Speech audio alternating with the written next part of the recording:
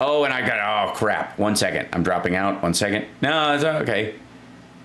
Well, the keyframe interval's all right. It'll live. All right. It's recommended 2, but I'm at 4. I'm going to stay up. It doesn't seem to be freaking out. It looks... Oh, wait. Yes, it is. Or is it? Let me know, guys, if it ceases to run smoothly. Unfortunately for me, the Restream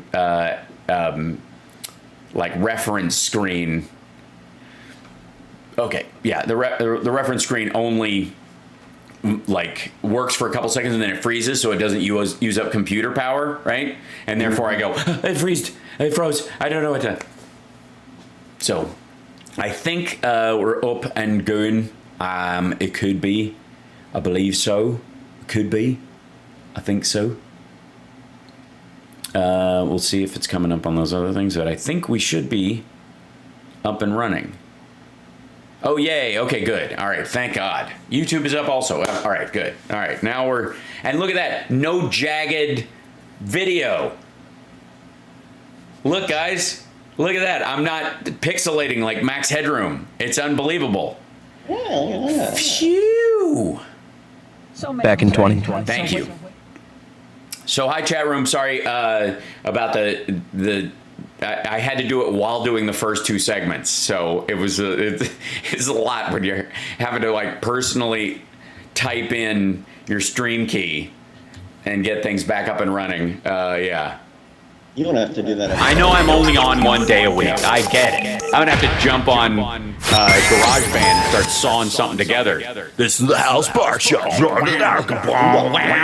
a guitar note, and then progressive and all. Yeah, it's gonna be good. Hey, Hal, did you mean something like this? This is the House Bar Show. And a guitar note, and then progressive and all. Yeah, it's gonna be good. The House Sparks radio program, Megaworldwide. Yeah, it's gonna be good. All right, I did it. I managed to get us up on this stream in the middle of like giving astute political commentary and solving technical issues in the background at the same time. Managed to make it happen. Very excited. Hi, everybody in the chat room at infotainmentwars.com and of course at fwank.com. By the way, while this whole thing's been going on, like the right wing has been circling like buzzards around the Afghanistan withdrawal, and they're like, this is the most, Trump's favorite, this is the most embarrassing thing that's ever happened in the business. We've never seen anything like this, which is his favorite phrase. We've never seen anything like this. Never ever. This is nothing. No one's ever seen anything like this. Nothing's ever even been. No one's ever even seen this before. No one's seen anything like this before. It's embarrassing. This is terrible. And he says this about everything. Now, of course, everybody has seen things like this before, so there's plenty of parallels that people are drawing, rightly or wrongly, about this very thing. So the helicopters that are leaving the embassy grounds, for example, to ferry people over to the airport so they don't have to drive through the Taliban checkpoints, is reminiscent of people clamoring to get onto a helicopter not meant to carry a lot of people at the fall of Saigon, right? This is the same thing. Look at it. There's a helicopter. There's a helicopter. Then there's the people clinging to the bottom of the airplane as it takes off, trying to escape and get out of there. And that's reminiscent of the guys falling out of the towers, right? No one's ever seen anything like this before, except when they did. And then of course, ironically though, both those things revolve around the existence of the Taliban and the existence of Al Qaeda in Afghanistan. In theory, those very same actions, those two people falling at those horrible moments, curiously related through time. So, but there's nothing like that. No one's ever seen anything like this. This is the worst, the most embarrassing thing. No one's ever seen anything like this. Meanwhile, I don't see anybody bringing up the fact that the reason no one has ever seen anything like this is because no one's ever gotten out of Afghanistan before. That we haven't left. And they certainly haven't seen anything like this in the last 20 years. Yeah. Because this is the end of our military incursion into Afghanistan. That's it. Dunzo. We're gone. This is just how it's going to work. This is and I have been looking, watching all of the back and forth about this on the news. and every single person that is talking about this is there had to be another way of doing this. And Trump is the closest thing to presenting a version of reality wherein, he said you could have done it this way.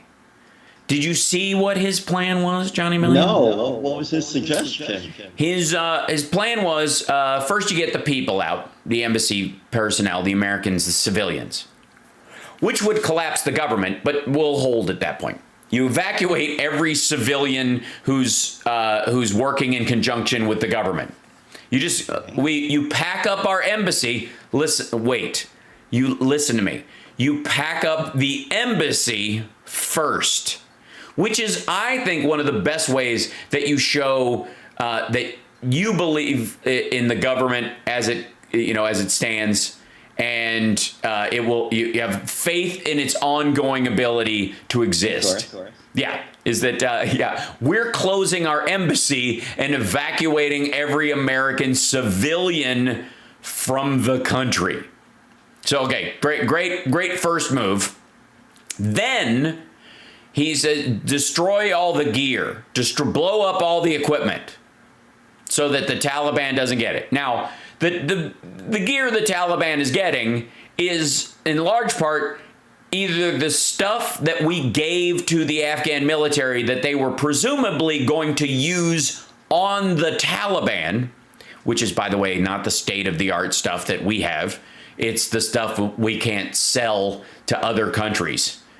And then, after you blow up all the gear, you blow up the bases, and I don't know where the and then you take the military out. That was his final thing. Then you take the military out. The military that presumably is on those bases. So I don't know, where does the military, so you've blown up their trucks and the airplanes, they're going to get them out. And the runways. And where does the military hang out while they wait to, what do they, hitchhike out of the country? You've blown up their trucks, their airplanes, and any way of extracting them en masse, and you take them out last. Whoever hasn't been blown to bits because we bombed our own bases with them still there. Meanwhile, the Afghan government is supposed to stay intact, and the Afghan military is supposed to stay intact as we bomb the bases in the gear that we've given them, and we extract all of our diplomats. And all the news people and any the French that we're flying out and the British that we're flying out, that was the plan. He's the only person. He also said, thank you, chat room. He also called the bases forts, which was hysterical. Which, but maybe accidentally telling a little bit of truth there, because for all the good they did, they might as well have been made out of pillows. So, in all seriousness, that plan is the closest anybody's come to presenting one, and it's moronic. It's idiocy. It's bizarre. And by the way, mocked heavily by everyone in the news media who looked at it. It was castigated on Twitter and everywhere else, just absolutely pilloried. However, none of them presented another version of reality where that works or another option. None of their other pundits suggested another option, except 3 more months, 5 more months, 10 more months. Same thing we've been hearing for years. And so the Trump fans in Trumpistan, the maggots and Trumpsters who want to assure us all that if Trump had done this, he'd have done it way better. Kids, way better. Way better. Dude would have done it so much better. This would have been so much better if he'd have done it. Never mind the fact that he never did. Nope. No, he did not. He never actually did it. It would have been smoother if he'd have done the thing he never did. And, for the record, could have done. Because what was different this year than last year? As a matter of fact, I've made the argument, and I will stand by this, that last year, because of COVID, would have been the easiest and most direct way to extract personnel down to an absolute skeleton, even the diplomatic folks, with a second evacuation plan because of COVID. Because our soldiers and our the contractors who were working for us couldn't even talk to the people in, on the ground and coordinate with them and have training exercises because of COVID. Our mission came to an absolute standstill last year. Thank you, Melissa, and thank you. We've gotten a couple other super chats that I'm just now noticing. I want to make sure that I say hello and thank you to everybody who does that. We get Daryl, thank you, appreciate that, and Hal Vickery, bless you, overtime pay for working on the stream and show at the same time. Thank you for noticing. I feel seen.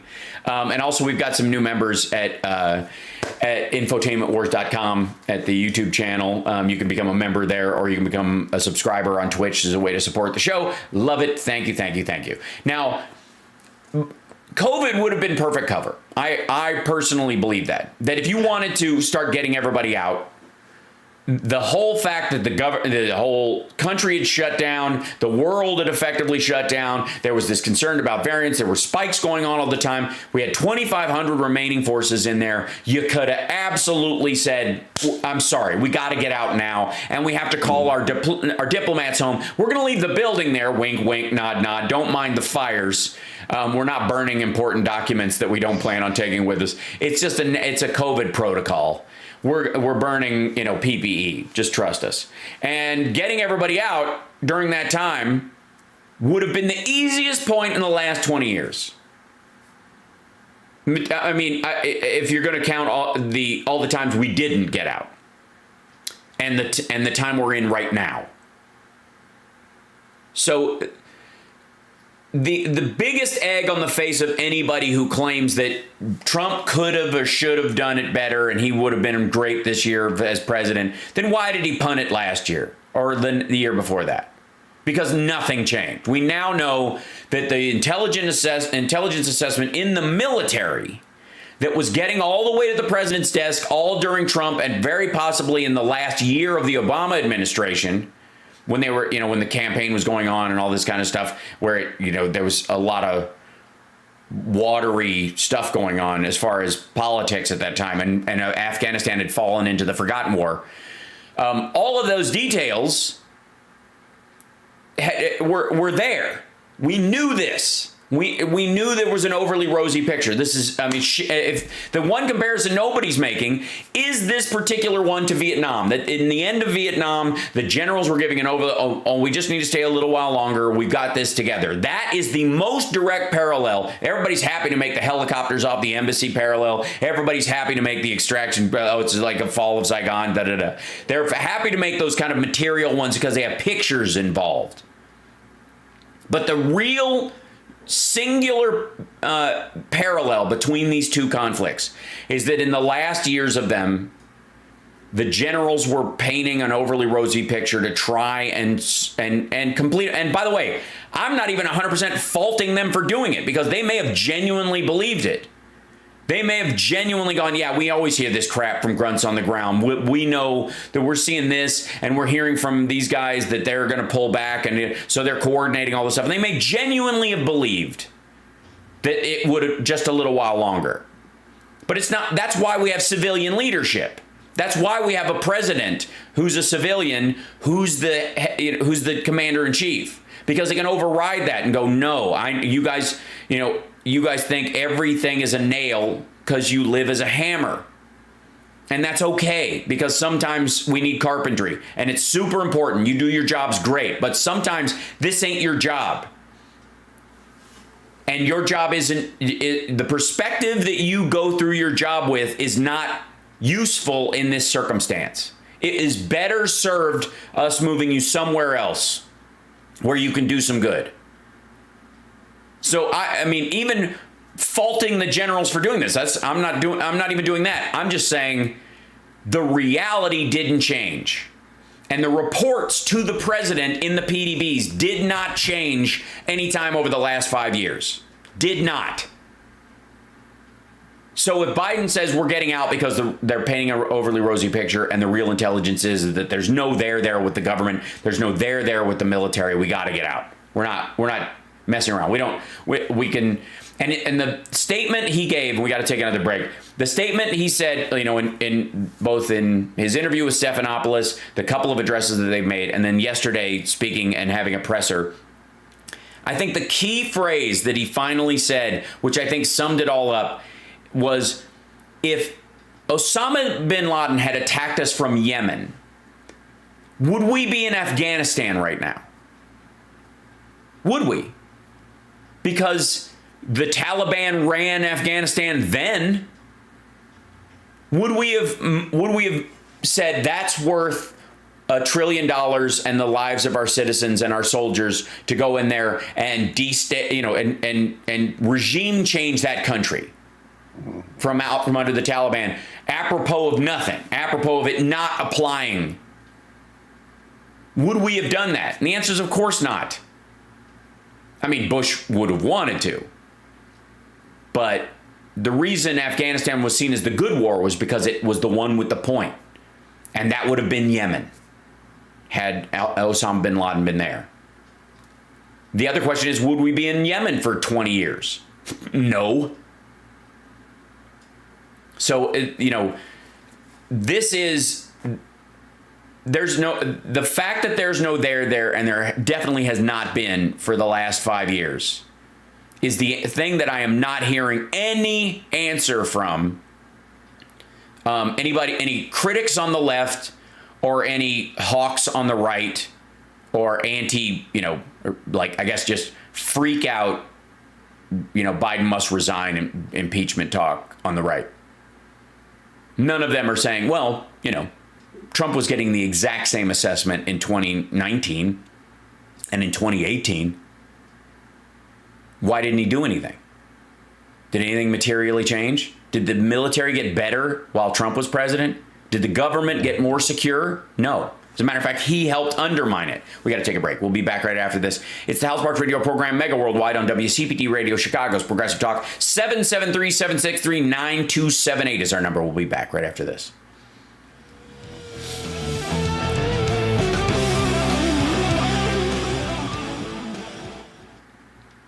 I think it's, how's it, okay, hold on. Oops, I got to get this in here too.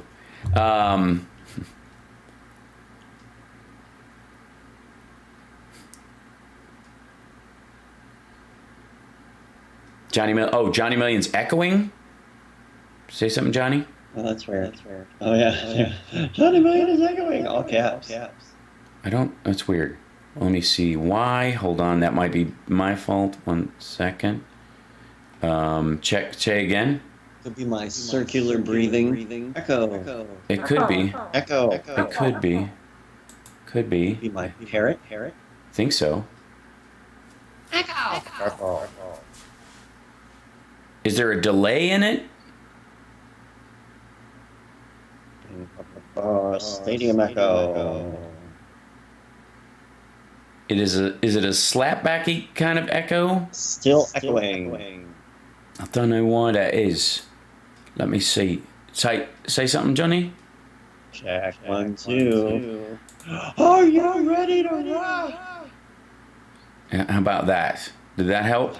$5 for me to say that. Are you ready to rock? That might be why. Yeah? That work? I don't know. It takes a second for them to be able to hear it and report back. Get your guitar. Okay, well... Now it sounds kind of slapbacky.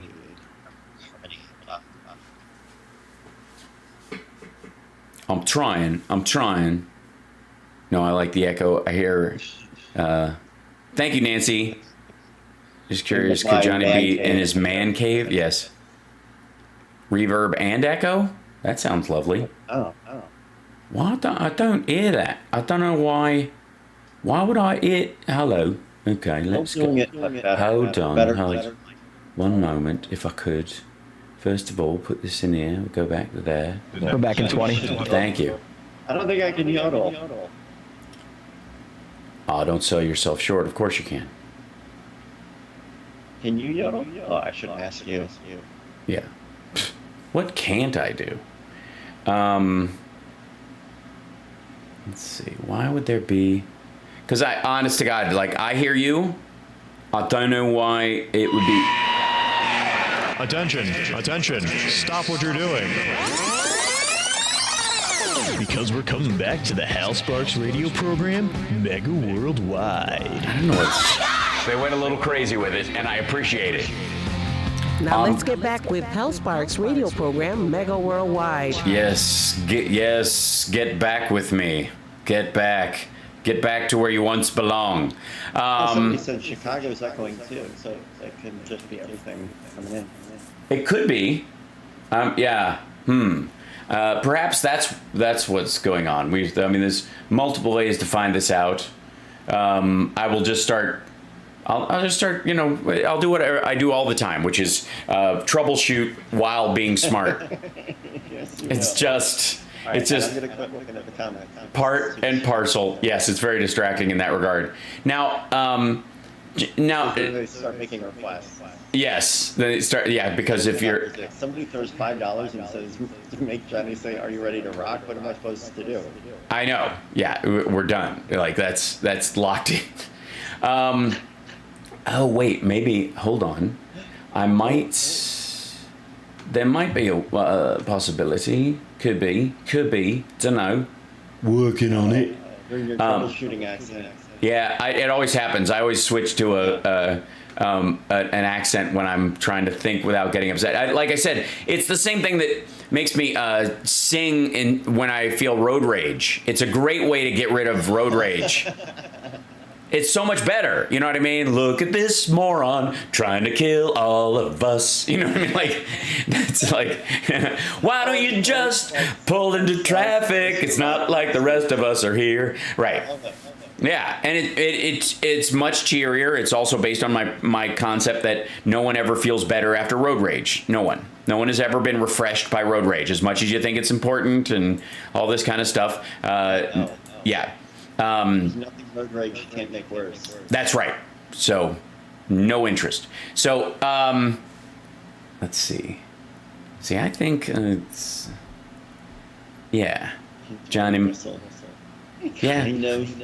Yeah, but now they're asking. Now it's going to sound like you're whistling in a cake. Other days, like just the lips aren't having it. I understand. Yeah, they got to feel it. It's art. That's true, and you can also make orchestra level fart sounds with your hands. Yeah. Why have I not been doing this the whole time with echo at my disposal? I know. And I can't even hear the echo. Gosh. Yeah, I know. I can't either. So that's something I'll have to fix later. Going out, it's very strange. Yeah, I don't even see the echo in the thing, so we'll be fine. All right. Anyways. Over that. Yes. So also, I want to say thank you to James and to in the chat room, and Ellie, who's a new member who became a jalapeno, which is what the membership is called, which is pretty great. Yes, become a jalapeno at Infotainment. YouTube audio. Huh? You did? Exciting. Oh, all right. But I don't really hear echo. I sound kind of cavernous, like kind of far away.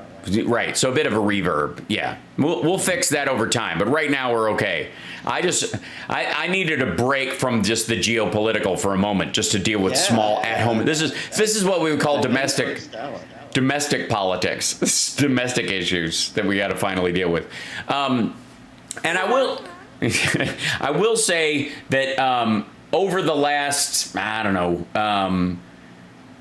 My guess is, I will say, over the next 5 days, you're going to see the argument from the right about, we should, how we got out, how we're going to stay out of to start to fade. Oh, Aggie's back. Thank you for the Swedish kronar in there, Aggie. Appreciate it. We've watched a lot of talking points on the right die over the last 6 months, especially. Remember lumber? Right, like right now it's inflation. No one's ever seen inflation like this. It's never seen inflation. Everything's inflation-y. Right.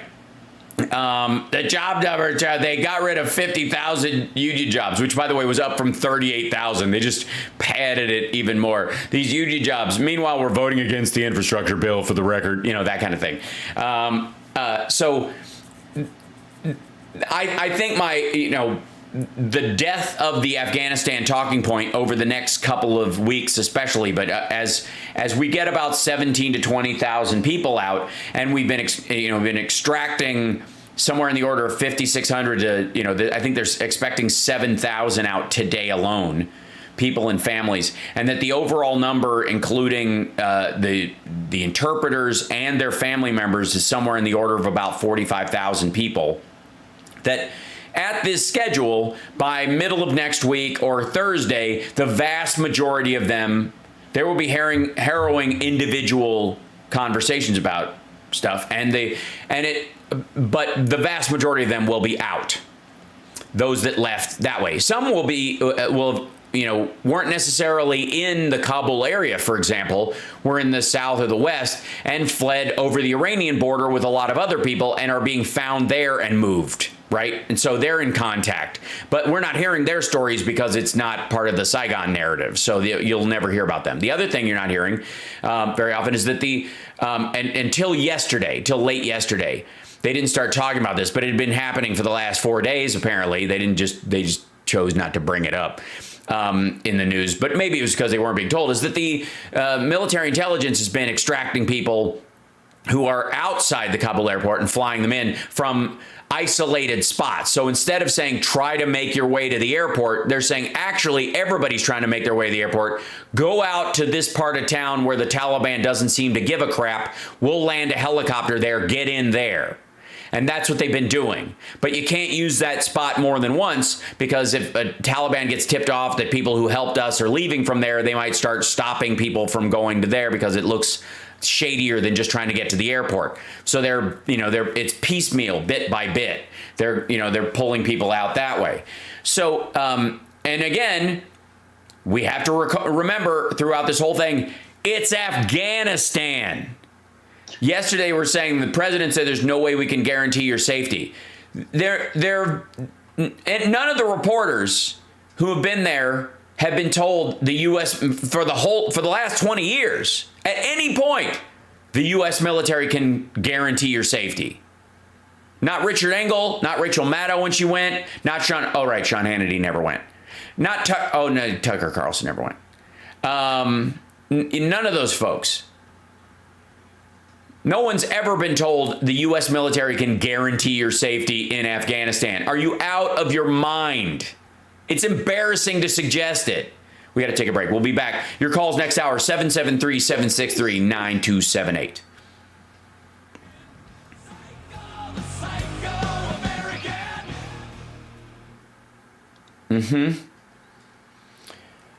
Whew. So I see, I don't know what could possibly be the echo situation on that one. I really don't know where it's going. I'm gonna have to reroute all the audio on this. That's the one thing. I have it kind of set up on the audio that I had for the other computer. I'm operating off a whole new rig today, kids. Whole new with you can tell by the fluidity of the video and the lack of jaggediness. Yeah, it looks pretty solid. I'm very excited. So I will have some routing stuff that I still have to work on. I will be practicing it tonight as I carry live the Trump rally in Cullman, Alabama, which will be at 7 o'clock. I believe they're Eastern time in Cullman. I think so. So it'll be 4 o'clock my time. So hopefully I'll work through all those kinks tonight. Thank you, Brad. And thank you, Nielsen. Thanks for the super chats. Okay, absolutely. That's fine. Hold on, and I will go to me. And is there an echo on me by any chance, guys? Let me know. Yeah, there's no jittering. Look how smooth that transition was. Did you see that? Look at this. Look at that. Oh, it's good. Oh, I'm going crazy. It works. It's not. Look at that. Look at the craziness. Alabama Central Time, but the whole state or just Coleman, or will Coleman be that? Okay. So if it's Central Time, it'll be 3. Okay, there's no echo on me. Okay. We will try something else on the next one. Let's see if I can go to... Is that it? This guy right here. Okay. So there's no echo on me on this shot either. Although it's noisy. I wish I had I wish I could put a noise filter on this guy, because there's a lot of hiss that I don't like. It's one of the problems. I have to get much closer to this microphone. It's annoying. Which it didn't have before, but I'm working on it. And then we'll see if when Johnny comes back in, if that kicks back in. And I don't know why. I don't understand. Now don't do it again. Hold on, maybe. Johnny Million, do-bitty-do. Johnny Million, what are you doing? Oh yeah. Little bit of yogurt. Hold on, wait. Let's turn off monitor. Everybody's favorite. This is the only way I can think. The only thing I can think of. Let's see. Now let me know if Johnny Million has stopped echoing. Echo. Yeah, I have some air noise. It's gone. No echo now. Oh yes. Yay. Oh man. Lovely. Just lovely. Good Lord. Oh. I can't believe it. I solved it. I just took it. What did you do? What did you do different? I had to go into the software itself, and so there's a monitor and there's a listen to the thing or just let it play through the software. Mm-hmm. There are 3 different pieces of streaming audio stuff to get your sound in, sound back, my sound out to Chicago, right? And in there was a small loop of monitoring in the settings on Streamlabs, left over from another version of Scenes that I had updated on the other computer, but didn't for some reason save into this version of things. Oh, it doesn't matter. It's fine. And you've lost your echo power. Yeah, I just sound so plain Jane now. Yeah, it's I'm gonna choke up on the mic while I eat the yogurt. You bastard. Just add some ear candy. You're so mutt lang.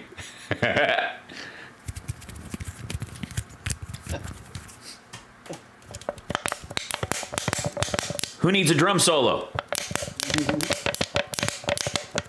The tap dancer's sick. Do something. Dun dun dun dun dun dun dun dun. Reminds me of the Billy Crystal with the lozenge. Yeah. It hurts my hip, man. So I've got a little thing, that I'd like to get. So you have one more of those lozenges, man? He was really good at it. He was amazing. It's an old Catskills gag, which is where his family took him for vacation. He talks about it in 700 Sundays. Oh, okay. Back in 20.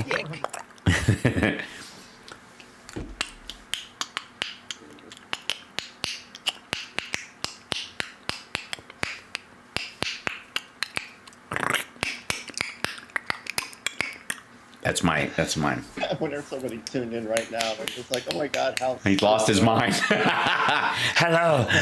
Welcome to my own version of Mike Pillows. No. You're listening to the Hal Sparks radio program, Mega Worldwide. I've had people walk out of me before, but not when I was being so charming. Video streaming at halsparks.com. I don't care for you or for the putrid sludge you're troweling out. Puss-face little pimp stick. True progressive talk. Might be a good time for you guys to give up.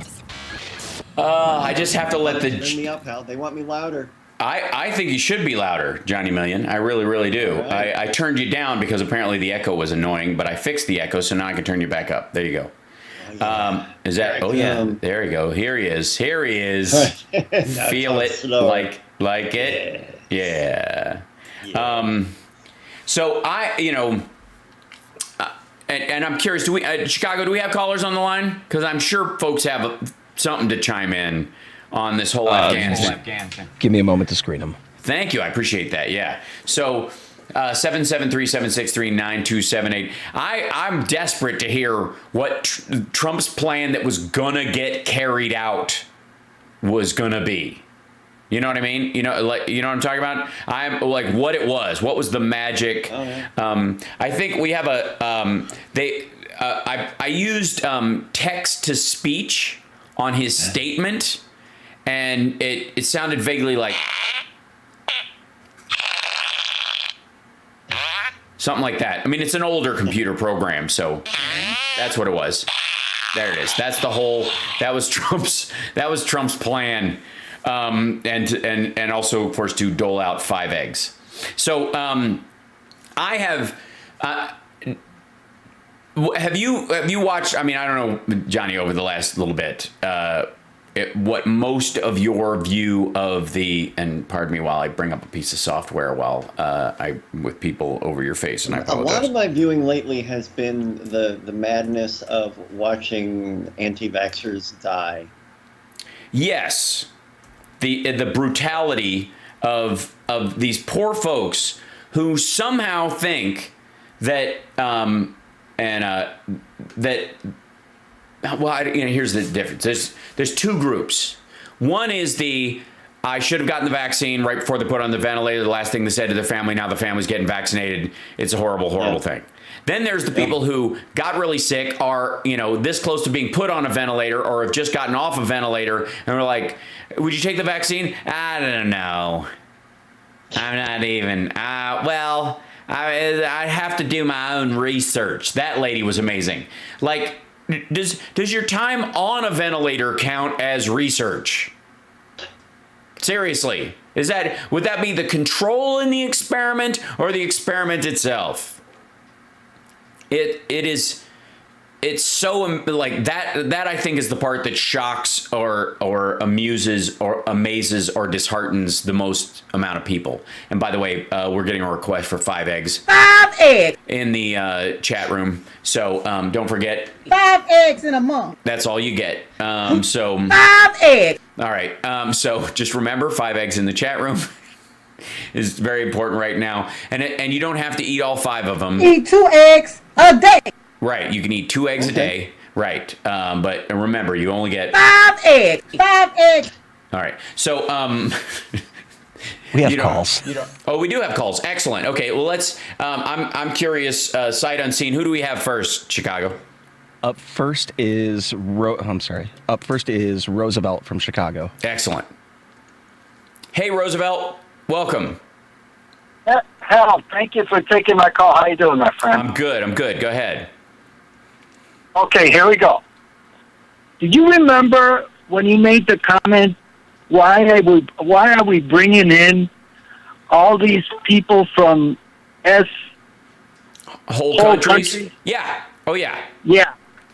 Afghanistan was one of those countries. I read on the Hill where 5 families were rejected from coming over here. Afghani Americans, 5 families, because he lowered the amount of people that could come into this country. Remember, he said, "Why don't we bring in people with blue eyes and blonde hair from Scandinavian countries?" Right. Well, Afghanistan was one of those asshole countries, if you remember correctly. There were 5 families that could have been brought in back in 2017. I believe it was 2017 May. I don't remember the exact date. But what he did is he minimized the amount of people that could come here if they were brown or black. Yeah. Well, and also beyond that, like, first of all, after the Muslim ban, which he was like, everybody's like, don't call it a ban, and then he was like, please call it a ban. does anybody actually think he wanted Afghans of any stripe, anybody of Afghanistan, to be brought into the country? He's a paranoid bigot. He thinks all of these people are terrorists in waiting, that this is just a good recipe for sleeper cells. You could pretend to be a translator that threw yourself on a grenade or jumped in front of bullets for our troops just so you could get in the country so you could subvert it later. Like, this is part of it. Olivia Troy, who was one of Pence's primary military, I think she was his Homeland Security official under Pence. She served as an aide to Pence. She said, surprise to no one, she said that Stephen Miller was slow walking the SIV programs to the point of undermining them. And then last night, I think Rachel was talking about how they did it so much it was technically illegal. There's a 9-month deadline on these special immigrant visas to either accept or reject them.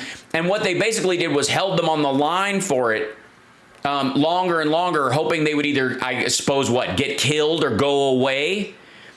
Or be found out while they continued to show up and file. Because understand this, if you're filing for this stuff, you're getting the paperwork and trying it, and you do it again, and you do it again, or you have to wait with this stuff and you don't know if you're getting extracted or if you don't know if you can get this help. That's just more evidence that everybody's decrying, like they're getting, like their neighbors are turning them into the Taliban, all that kind of stuff. Well, part of the way they find out you were really part of that is that they look at your paperwork and all the stuff that you had and you didn't get out. You're just sitting there with a pile of papers you've been collecting so that the day comes you're prepared. Now they've got a cache of documents to basically convict you and kill you in the street. So Olivia Troy was saying, that Stephen Miller was behind degrading this process to the point of being useless.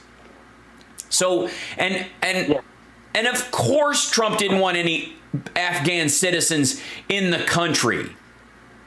I mean, who really thinks that Donald John Trump wanted to help any Afghans, no matter what they did for our troops? They're all enemy combatants. I'm sure he would go, I'm sure some of them are nice people, but they can stay there and die. And hell? Yep. Yeah. And hell, if you could talk garbage about a Mexican-American judge, which is what he did, right. You remember that too? Oh, yeah, because of his heritage. That judge, for those that don't remember, the judge couldn't, objectively look at Trump's case because of his Mexican heritage, even though he's an American judge. Yeah. So if you could do that to a Mexican-American, can you imagine, like, to your point, he didn't want any people coming from Afghanistan. Right. So there's the proof right there in case anybody has any doubt. And that's just one example. Exactly. Never, not ever. Right. There was never going to be a point where Trump was okay with any of these folks coming to the country, and especially bringing their families. I wouldn't doubt that at some point he was like, well, I guess we have to let these guys in who helped our military. Yeah. But then when he found out they've got wives and children, he's like, whoa, whoa, whoa, whoa. Great replacement theory. It's coming. This is probably a Soros plot. No way. I mean, like, his reaction to the airplane full of Afghans, which, by the way, were not coming to the United States. The people who stormed onto that C-17 that were, there was 600 of them, men, women, and children that were flown. They were flown to another country. They weren't even, that one I don't even think went to Qatar with the folks that we're vetting. It just went to, I think it went to Uzbekistan to drop them off because they wouldn't get out of the plane and they needed to take off. So the pilots made a call and said, tell you what, we'll fly them to Uzbekistan where they're safe. We'll drop them off. We know there's a base there, and then we'll fly back. We'll be back in 45 minutes. And that's what they did. And that his panic at that, like, did you see any white people in there? First of all, these people qualify as Caucasians. They came across the Caucasus Mountains, the Middle Eastern people that eventually became European white people over time. It's like, it's silly. Like, he doesn't even know who he's hating yet. He's like, it's the most confusing nonsense. Like, it must be difficult to be that scatterbrained and a bigot, because sometimes you forget who to hate, like you left your keys on the dresser. That part's horrifying to me. We have to take a break. I appreciate the call, Roosevelt. Thank you for bringing that up. And you're absolutely right. There is no point where Trump was going to be okay with any of the Afghans that helped us getting into the United States. Because of his own, emotional fear of Muslims, of this paranoid fear of sleeper cells and all kinds of. How do you let any of those people in? I mean, honest to God, how can they appreciate our way of life? Well, they fought for it in a way you never did. These people put their lives on the line the way Bone Spurs never even would consider. The women who are marching in Kabul right now, holding up signs to protect women's rights right now, have more in common with the soldiers that fought for freedom than they do with Donald Trump. We'll be back right after this.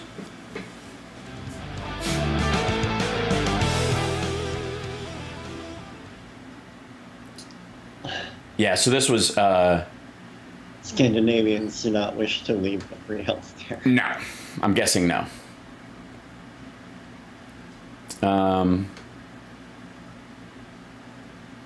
Former Homeland Security Advisor to Vice President Mike Pence, Olivia Troy, she was a guest on Rachel's show last night. She said, noted that top aide to Donald Trump, Stephen Miller, would peddle racist hysteria about Iraq and Afghanistan while she was working in the White House. Tweeting about her experience, Troy responded to Ben Domenech, who tweeted that Trump would have gotten everyone out. According to Troy, there were cabinet meetings where he would make his comments about people from the two countries. Anyone working on visa issues would ultimately get undermined by Miller and his enablers. She explained that she tracked the issue personally for DHS and that Pence specifically was aware of the problem. They got nowhere because Trump and Miller had little watchdogs to make the special immigrant visa process even worse. She specifically met with non-governmental organizations working with refugees, and they begged for help to get Afghans through the nightmare visa process. The system wouldn't budge, she said. Regardless of how much this was argued about in National Security Council meetings, she noted that even the Pentagon weighed in on getting allies out, but all the resources had been depleted. The fear of people across the Trump administration to counter these enablers was palpable. There were numerous behind closed-door meetings held strategizing how to navigate this issue. The Trump administration had 4 years while putting this plan in place to evacuate these Afghan allies who were the lifelines for many of us who spent time in Afghanistan. She said they've been waiting a long time. Others watched as their process slowed to a trickle. She said that people like Dominique and J.D. Vance are making blanket statements out of political convenience, but the reality is that they have no idea what happened. Please just stop, she said. Your comments are uninformed and also hurtful. We see right through you.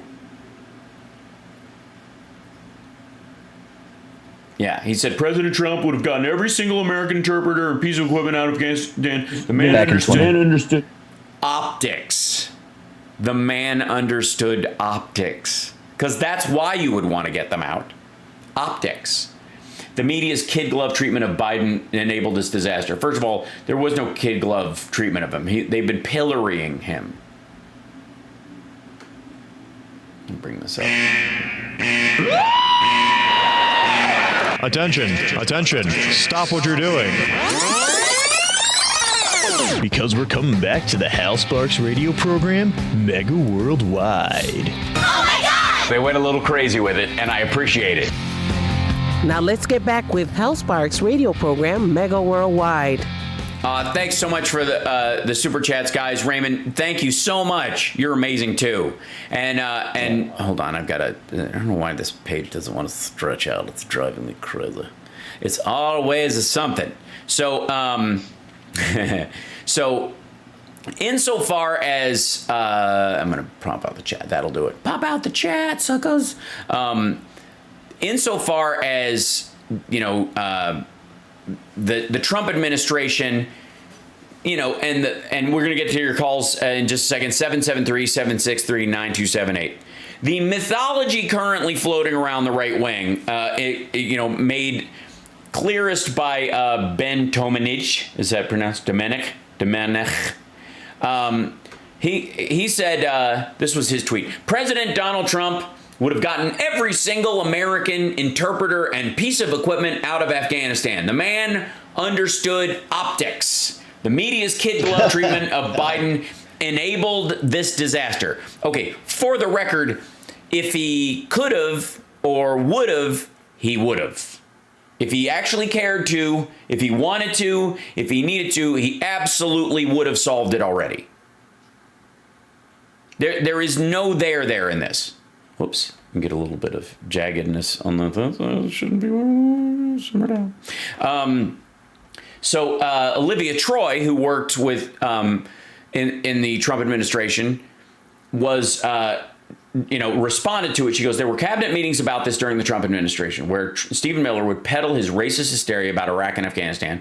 He and his enablers across government would undermine anyone who worked on solving the issue by devastating the system at DHS and state. I tracked the issue personally in my role during my White House tenure. Pence was fully aware of the problem. We got nowhere on it because Trump and Miller had watchdogs in place at DOJ, DHS, state and security agencies that made an already cumbersome SIV process even more challenging. I met with numerous external organizations during my White House tenure who advocated for refugees and pleaded for help getting U.S. allies through the process. I got the phone calls and letters as the Homeland Security and CT advisor to Pence. The system wouldn't budge. Regardless of how much this was argued about in the National Security meetings, Security Council meetings, the Pentagon weighed in saying we needed to get these allies through the process. Mattis and others sent memos. We all knew the urgency, but the resources had been depleted. The fear of people across the Trump administration to counter these enablers was palpable. There were numerous behind closed doors meetings, door meetings held strategizing how to navigate the issue. The Trump administration had 4 years.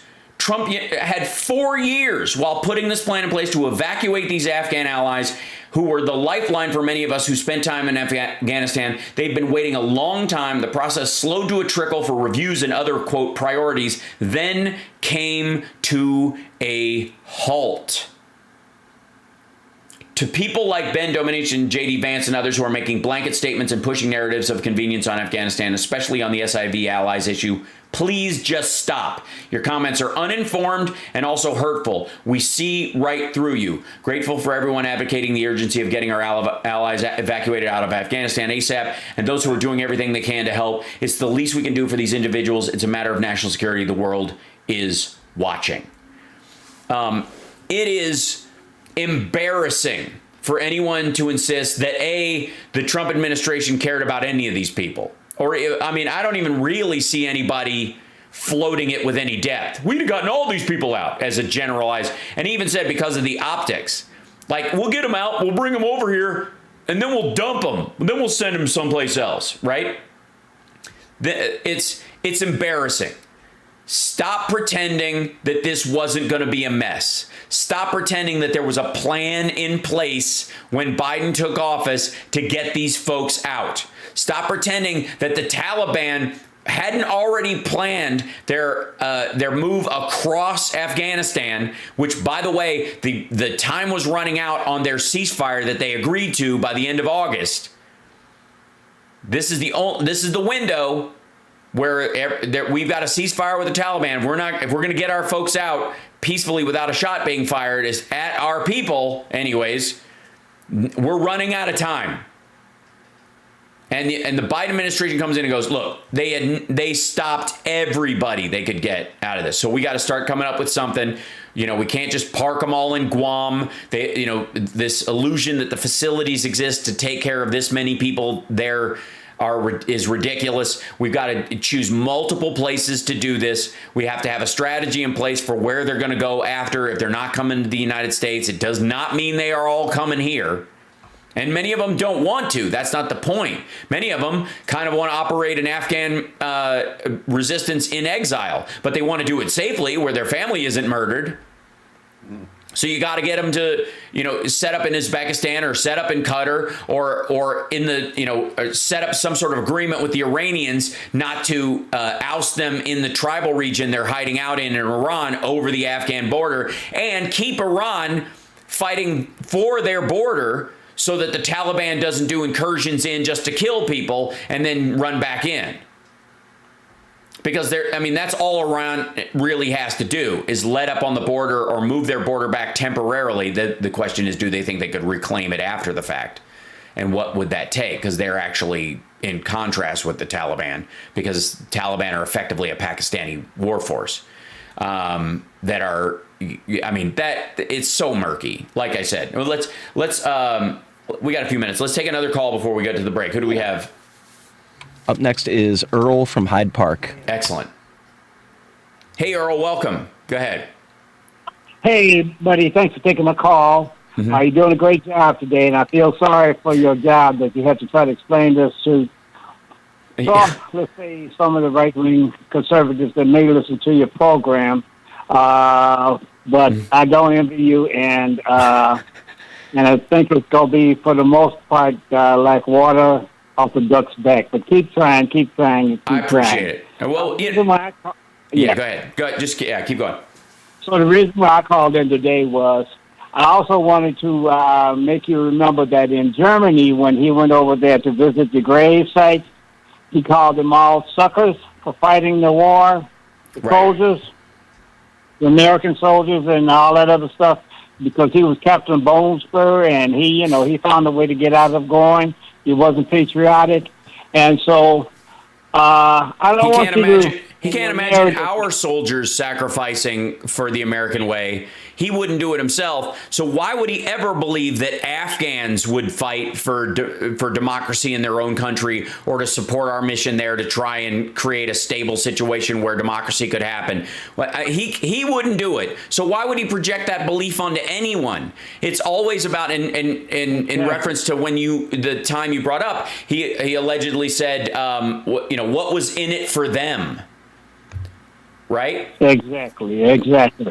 And don't forget that even when Stephen Miller brought the reports to Donald Trump early on in the pandemic, and he found out when crunching the numbers that disproportionately blacks and brown people were dying as opposed to white people. He didn't mind sacrificing some white people as long as he was proportionately killing more black and brown. That's you can time them asking to open up the country to precisely that moment. It was the most telling part of the whole thing, because as soon as news reports came out that that people were being, black people and brown people were dying at a higher clip than anybody else, you could just see almost this exuberant, we need to open it up. June, like middle of May, whenever, like everybody needs to open. No more masks. We're walking around like, look, we might lose some people with comorbidities in the white community, but we've been, we were trying to kill them with, lax opioid policies in Ohio anyways. So why don't we just let this take the rest of them,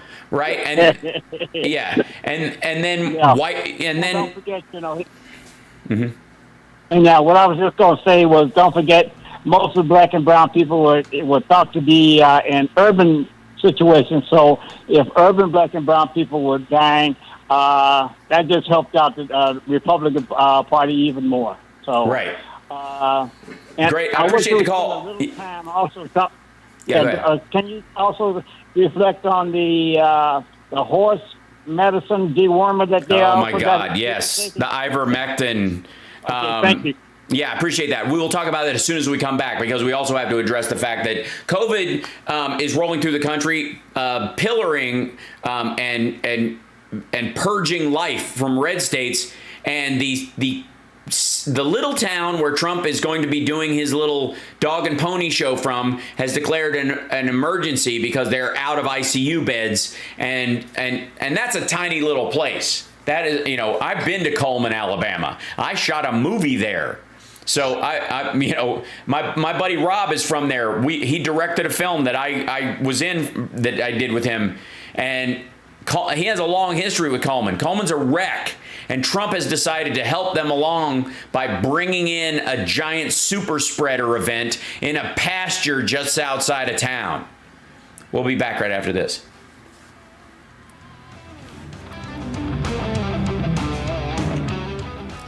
Sorry about the volume on callers there. I fixed that, I hope, too. So we should be all right. We're getting there. We're getting there piece by piece. It's happening.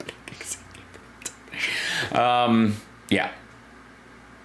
Just troubleshooting. Either by the happy ending. totally. But the happy ending will be I've gotten through all the troubleshooting on all the audio.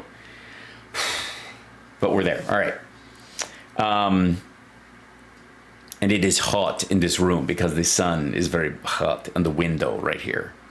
So it is. I'm cooking because I shut the door so I don't bother the rest. When is it going to be in Vegas today? Hey Siri, what's the temperature in Vegas today? The high for today in Las Vegas, Nevada will be 99 degrees. Oh, it's not bad. The low will be 90. My weather data is provided by the weather. 99. Not bad. That's positively free. I might need a sweater later. Yeah. It was 105 yesterday. But the thing is, too, as warm as it gets, the sun hits this window right here early in the morning. So when I do the radio show, this room gets particularly hot. So, yeah. I wonder how many Sturgis bikers are tooling down to Alabama to share the love. Depends. There's a bunch of them on ventilators. Nice, Rick. Well, you're sorely missed then. You used to live in Vegas. Heat index maybe 108. Yes, CSL understands. It's a dry heat. Very dry. I don't know that anybody who's been lost in the desert has ever gone, at least it's a dry heat.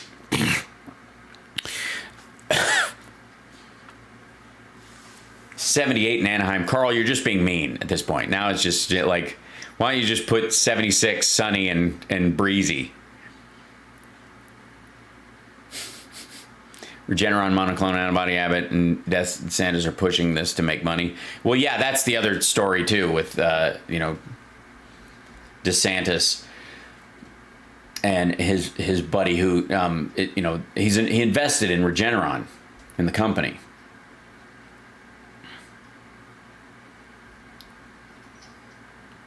And of course, there's a water shortage in Orlando because they use liquid oxygen to purify the water. It's one of the processes, and they're running out of oxygen, so they need it. So they're going to have to get people to conserve water so that they can use some of that for oxygen for people,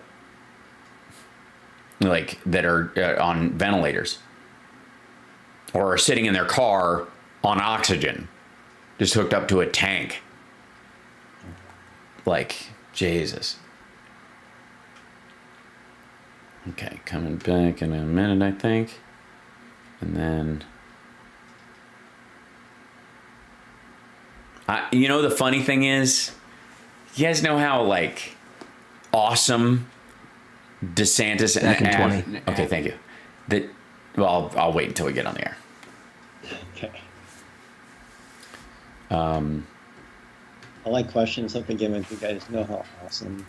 Mm-hmm.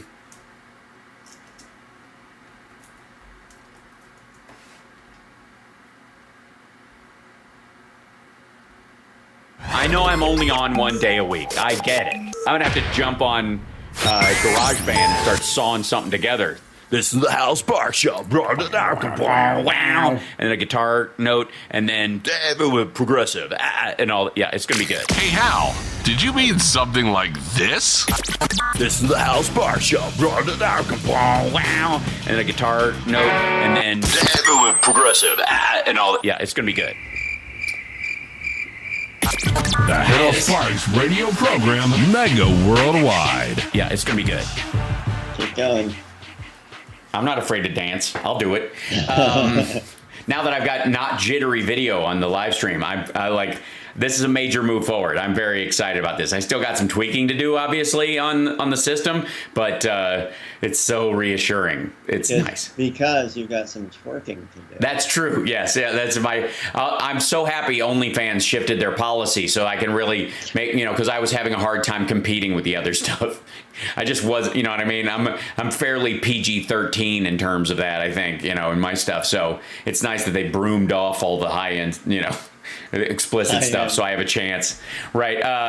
But I was about to say during the break, and that I held back because I wanted the listeners at home to hear this too, and our callers as well, 773-763-9278, is, what's awesome about DeSantis and Greg Abbott right now is that 2 weeks ago, they thought everything they were doing was forming a yellow brick road to the presidency. Both of them thought, with I'm gonna stop all these mask mandates in schools. I'm gonna shut down. We're gonna open everything back up. I'm gonna go willy nilly with this kind of thing. And then just 2 weeks later, Abbott first of all test positive for COVID, is on monoclonal antibodies and is isolating, and he was vaccinated. And he was vaccinated, right? But he's also got other comorbidities because of his paralysis that may factor into that. That's different than may lead to hospitalization in a way that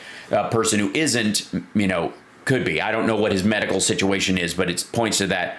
And it's interesting that and then it comes out that Ron DeSantis not only has, it has to stop fighting mask mandates as well, but there's a water shortage in Orlando, Florida right now. Right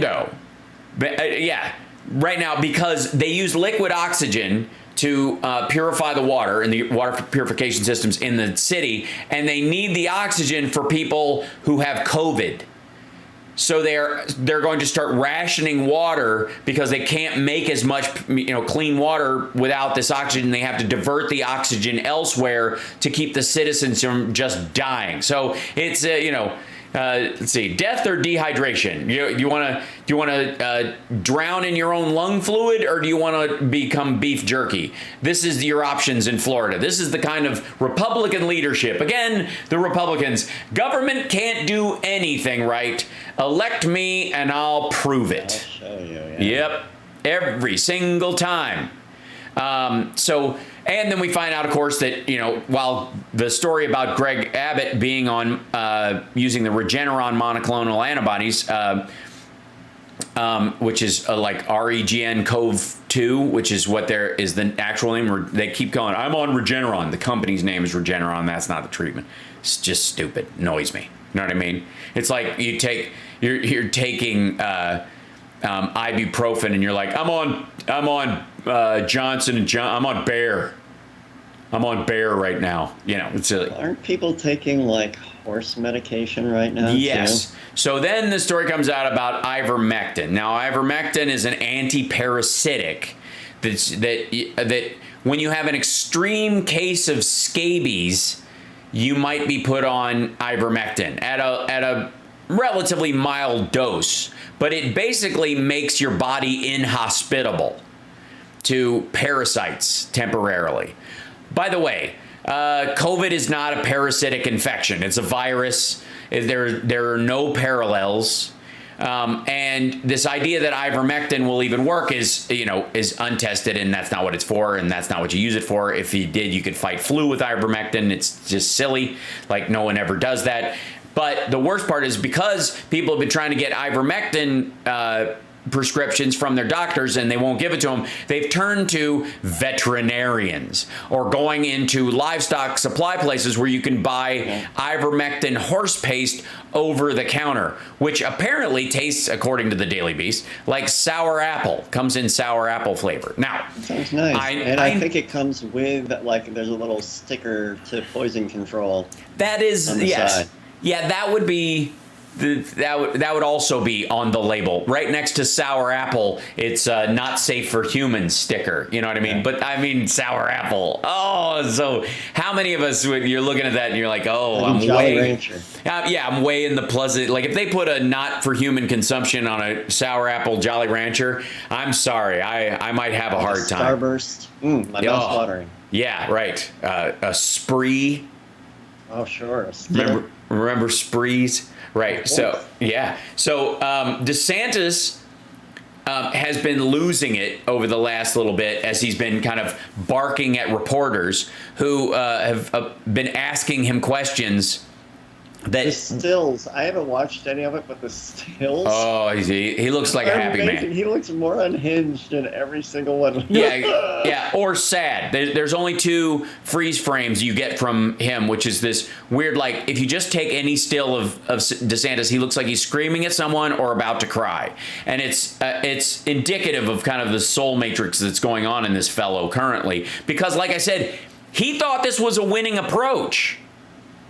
He thought this, take your hands off the reins, who really cares, freedom is the freedom to die thing was very popular with Trumpistan.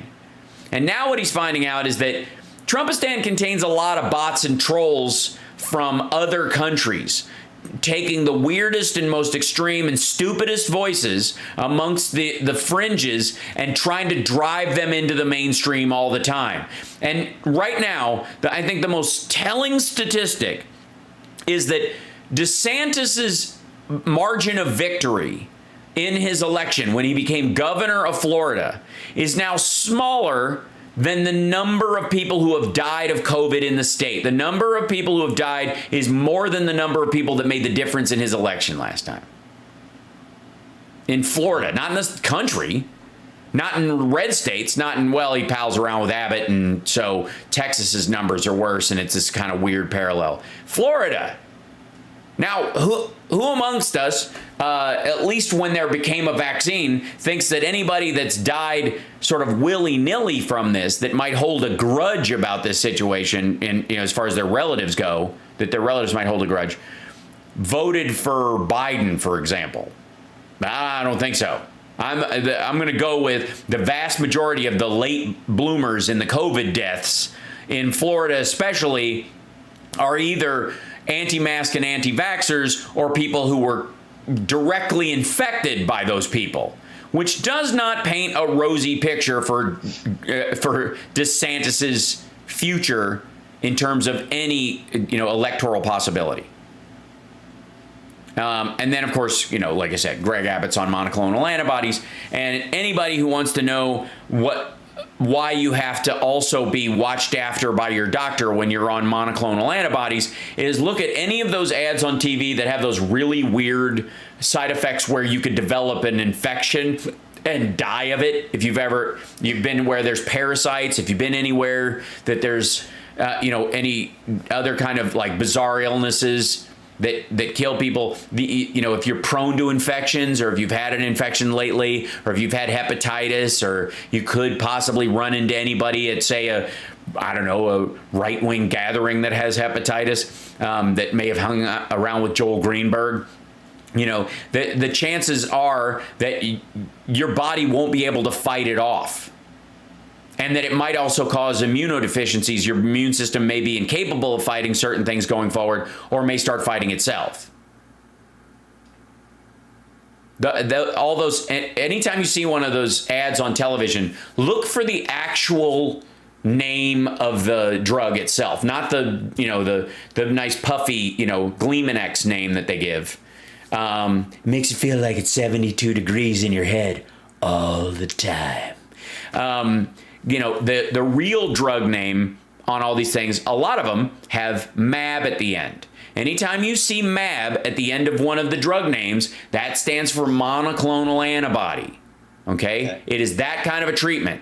And then listen real hard to the side effects, the contraindications, which I think sounds way better than side effects. Totally way better. It's a contraindication. It sounds like a debate skill. Your point was completely ridiculous, but we did appreciate some of your contraindications. We gave you 4 points on your contraindications. Of course, when you started bleeding out of your eyes, we figured you'd lost the debate at that point. Yeah, if it says MAB, that's what that is, monoclonal antibodies. And it will warn you about the potentials for death and infection and all these other problems that you hear that are really scary, the ones where where the actor in the ad doesn't look at the screen and starts riding a moped or golfing or grabbing a basketball or jumping on a trampoline, so you're not paying attention to what the dude is saying. Well, that's what happens when you're on monoclonal antibodies and you have a negative reaction to them. That's why you have to have everyone, guiding you through. You have to have a doctor overseeing it, the dosage and your reaction to it. So it's everybody that thinks you're just going to roll in and get a monoclonal antibody and you'll be fine. you're taking up an ICU bed and you're endangering the lives of people who aren't going to react well to the monoclonal antibodies, or who can't take them because they have other issues. They've got arthritis. They've got secondary immune issues. They're veterans who've been exposed to chemicals that affect their systems. You're literally pushing them out of an ICU bed because you're like, I don't know, if I get sick, I'll just roll in and use some of that sweet, free monoclonal antibody treatment that the government will pay for. The government can't do anything right, but because I don't trust the vaccine, but I will trust horse paste, which the government puts a sticker on there that says don't take it. I mean, how much do you trust the government? You know, if it's telling you not to eat sour apple horse paste, I mean, isn't it about time we audit the Fed? I mean, I'm this close to just guzzling some horse paste and pulling up in a pickup truck in front of the Library of Congress and going, I'm at the Capitol. We got to take a break. We'll be back right after this. That dude, holy smokes. Holy smokes. The ending of that was just so gorgeous and telling. We'll be back. It's the Hal Sparks Radio program, Mega Worldwide on WCPT Radio, Chicago's Progressive Talk. I want to go see my wife. I want to go see my wife.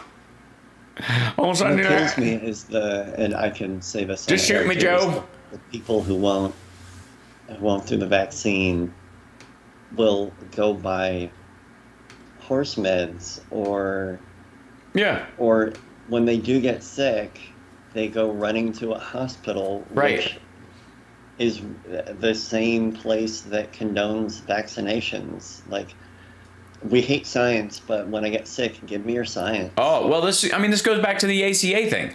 You know, when the ACA happened, there were all these people like, we don't need this. This, like, get your government hands off them. With the fake bomb in front of the Library of Congress, yeah. The Library of Congress said that he doesn't have health care. Right, and he's got back pain, and he can't get his opioids anymore because they're limiting how much you can get of it. And we were watching an addict freak out. I mean, lose his mind. A man who'd been poisoned by opioids. Pills. Yep, he needs his calm down pills, and he'd run out. So he was just chronic pain will make people fucking nuts. Like, it's bad. I mean, I have so much sympathy for people who have chronic pain. I messed up my shoulder like maybe 12 years ago, no, longer than that, 16 years ago. And I eventually got acupuncture and all kinds of stuff and dealt with it. But there were months where I couldn't sleep. If I rolled over on it, it was just shooting pain. And I was like, imagine being older and there's no way out of this. Like, I knew it would fix over time. I knew I could get it working again and healthy and that kind of stuff. But for 6 months, just shooting pain all the time, dealing with it everywhere I went, every time I reached for a car door, every time I rolled over in bed, every time I tried to move my pillow, it was just shocking pain all the time. If you don't know Hal's day, he is surrounded by car doors. Back in 20. And pillows. Yeah, exactly. I play fort and then drive around the neighborhood. Yeah, right. I can't see. I don't trust airbags, so. I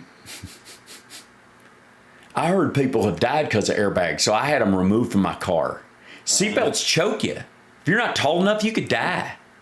I mean, car seat. I have my kids sit on the hood. Sports radio program, Mega Worldwide. It's now time for the happy. I am happy, you are happy. Let us be happy together, whether the weather is cloudy or sunny. I will always be your funny honey bunny. I am lucky, you are lucky. Let us. No, let it play. Let it play. Let it play. Let it play. You can turn it. There you go. I'll be there to say, hey, come on, let's take it easy. Cause isn't it nice to have the friends that you do? And isn't it nice that the sky is so blue? And isn't it nice to say I love you? Chugga chugga choo choo woo woo. I am smiling, you are smiling. Let us smile together, whether the weather is cloudy or stormy. I will still be there in the morning. I'll be right by your side in the morning. I'll make you breakfast in the morning. I hope that you like cereal. Yay! See, there are, in spite of all the craziness that's going around, there is some good news happening, in all honesty. Vaccinations are way up, shocker. Apparently, the people that were holding out the whole Delta variant thing has finally made them realize that they can't punch the virus in the face, and it's not an act of machismo to be able. Afraid. Yeah, like intellect can be macho, kids. Do you think they're buying it? Do you think I could sell it to them, Johnny? You think? No, they're not buying it. The other thing is that Floyd Roseberry, the dude who pulled up in front of the Library of Congress, apparently, I don't know that he actually, I don't think there was an actual bomb. We don't know. He's, by the way, the guy who pulled up, if you haven't, you've seen him, right? You all saw him, whatever. Oh, yeah. He's our age. Oh, yeah.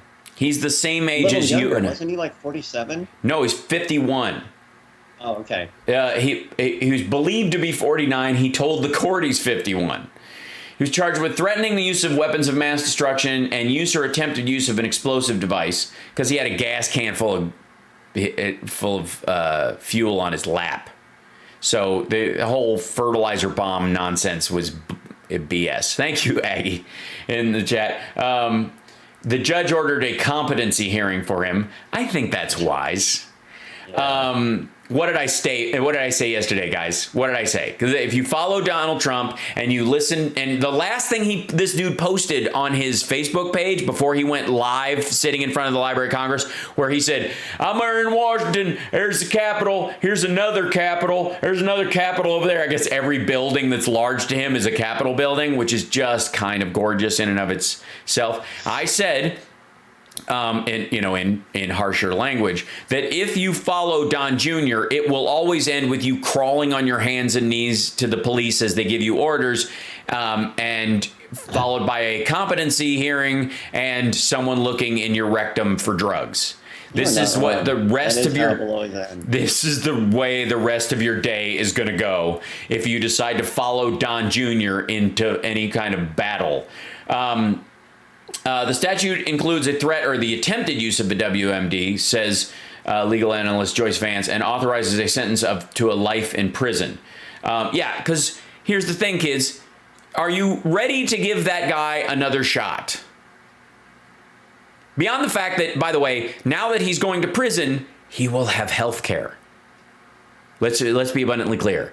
This man has chronic pain. He's clearly an addict of some sort, probably the opioid painkillers that he's used to. Notice no one ever is addicted to pain relievers. I'm just saying, nobody's got I got this, dude, just a couple baby aspirin, I'll do anything. Just anything. Do you have any Asper cream? I swear to God, no one finds themselves in a less than zero moment for Asper cream. So Roseberry says he hasn't taken his medication for 2 days, which includes his blood pressure meds and, quote, mind medicine. Poor fellow. He says his wife has power of attorney over his medicine. Roseberry says his memory isn't very good. Well, yeah, he seemed to be mementoing about the Capitol buildings. And there's a Capitol building. There's a Capitol building. Everything's the Capitol. I didn't realize that memento can be a He verb, doesn't know, and this is unfortunate. Let's be abundantly clear. This is a dude who's an ambulatory member of the mentally ill. He doesn't know the names of his medications. His defense lawyer says he has a diagnosis, which I have no doubt. I think we all diagnosed him with a bad case of the idiots, when he was talking. Roseberry says he's unable to understand proceedings in court without meds. Some of this proceeding is about to be postponed. This was during the court proceeding about this. I absolutely believe this is true. I don't doubt for a second. All jokes aside, I think we all have a certain amount of pity for this guy because he's a wreck. How he was going to deal with his problem is very scary and heartbreaking as well, because he was willing to take his pain and externalize it onto the rest of the world, anybody. And the idea that there wouldn't be a pregnant woman working in the Library of Congress, that pro-lifers might be concerned about what trimester she's in to a certain extent. seemed to be lost on this fellow as he pulled up in front of this building with the allegedly with his belief that there were 4 others like him in the DC area who were going to do the same thing at 4 other sites. Luckily, they were not, and he was talking out of his rectum, which would later be looked into to see if he had drugs on him. But in all seriousness, when you talk about the folks that foment the election fraud stuff, and the folks that foment the Biden's illegitimate, and the Democrats in Hollywood are baby eaters and all that kind of stuff, and you just roll that out all the time, knowing full well that your friends don't take it seriously, but that's how you motivate the unskilled, the rednecks, the Trump's favorite people, the uneducated. They look down on these people, and you go, you're never gonna, if you tell these guys about policy and stuff, they're never gonna buy it. You have to create this Marxist boogeyman, scare the crap out of them, tell them they're being replaced, tell them you're gonna become magnetic or microchipped. They're not gonna just listen to, we don't think it's a good idea from an individual freedom. The libertarian argument isn't going to sell it to the Floyd Ray Roseberrys of the world. That was his name? Yeah, Floyd Ray Roseberry. Okay. He goes by F. Ray. I don't know. Frayberry. We just call him Frayberry. They know full well that these folks aren't going to listen to them. They're not going to care. It wasn't until you used, the Mexican rapists are coming across the southern border that motivated these folks to start voting again. And Trump is trying the exact same thing. They lost the midterms because they tried to do it on the merits of what they can actually accomplish and then failed miserably. And then they lost the next election for the exact same reason. So Trump went right back to, they're emptying out their jails and they're sending murderers and rapists across the southern border. Now, I don't know why Mexico would seem to think that a Honduran serial killer who's been let out of jail as long as he promises to go to America would walk all the way across Mexico and not just decide to set up shop. What is he looking for? A wage increase? Why would you bother to go to the States? If you're just a murderous serial killer, the logic is silly because it doesn't exist and it's absurd and it's stupid, but it works with the Frayberries of the world. It works with those folks, and unfortunately, most of them might show up to vote. Most of them will show up at Trump rallies, and that's their reaction. But occasionally and increasingly, there will be January 6th types that feel the need to act on this horrid idea.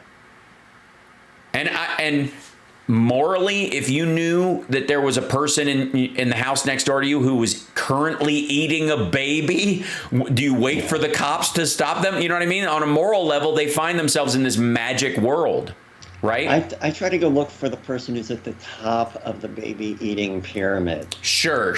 Yeah, absolutely. Because it's always a pyramid scheme. You know what I mean? You bring in 3 baby eaters and they bring in 3. You don't really see profits for months, if at all. You got to bring in a lot of baby eaters before you get the good babies. But morally, I think all of us can be run by. We're out of time. But just when we got into our baby eating, and we finally dealt with the issue.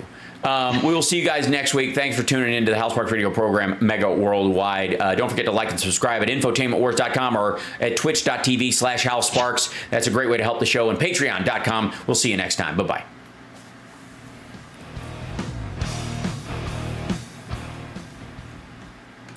Frayberry. I'm just going to stick with that for a while.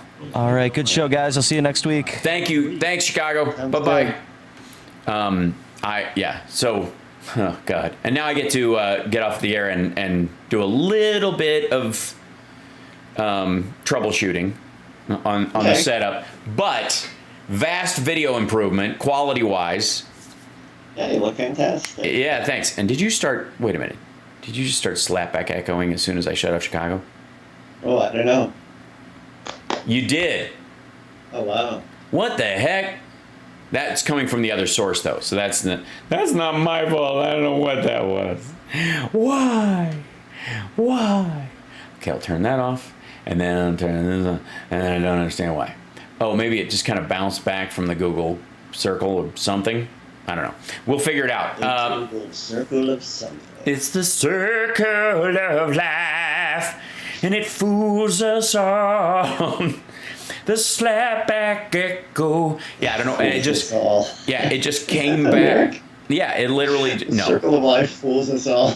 Yes. I know what I'm talking about. Hold on. Let me try this. Nope, I can't hear you at all when I do that. Hold on. Are you speaking, Johnny Million? Let me hear you. I'm not. Now I am. Check 1, 2. Yep. So it's a weird little slapback echo. I will figure that part of it out. I'm gonna have to find that and figure that out on my own free time, guys. I will be on later on today. I'm gonna let Johnny go because he's been so great this morning putting up with this stuff.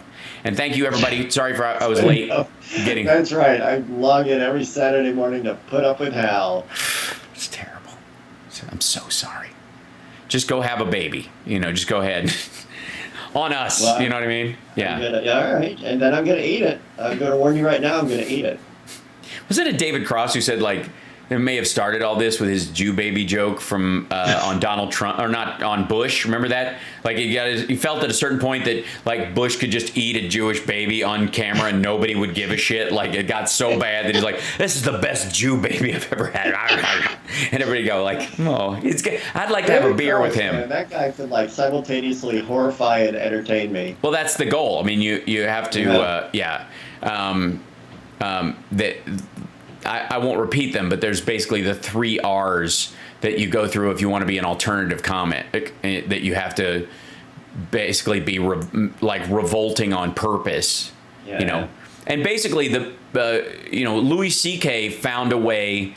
You know how they always go there'll be some real punk rock, and then along will come the Clash and turn it into a radio friendly stuff, and it's the radio friendly stuff that people call punk,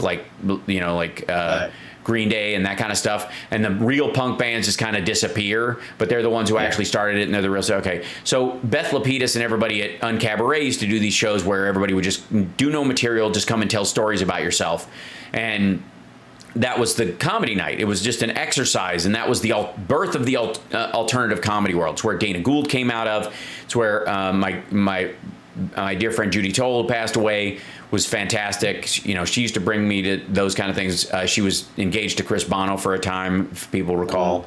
Dana Gould is so funny. Yeah, and he, he turned it into writing for The Simpsons, which if you're thinking about imagine being punk rock and then eventually writing for a cartoon. That's how anybody who made a living coming from that world, say what you will about Patton Oswalt's edgy humor, but ultimately he was the voice of Ratatouille, right? This is, you know what I mean? Everybody comes around. Everybody, even Bob Odenkirk just made his own version of John Wick, where he's the macho hero with no jokes.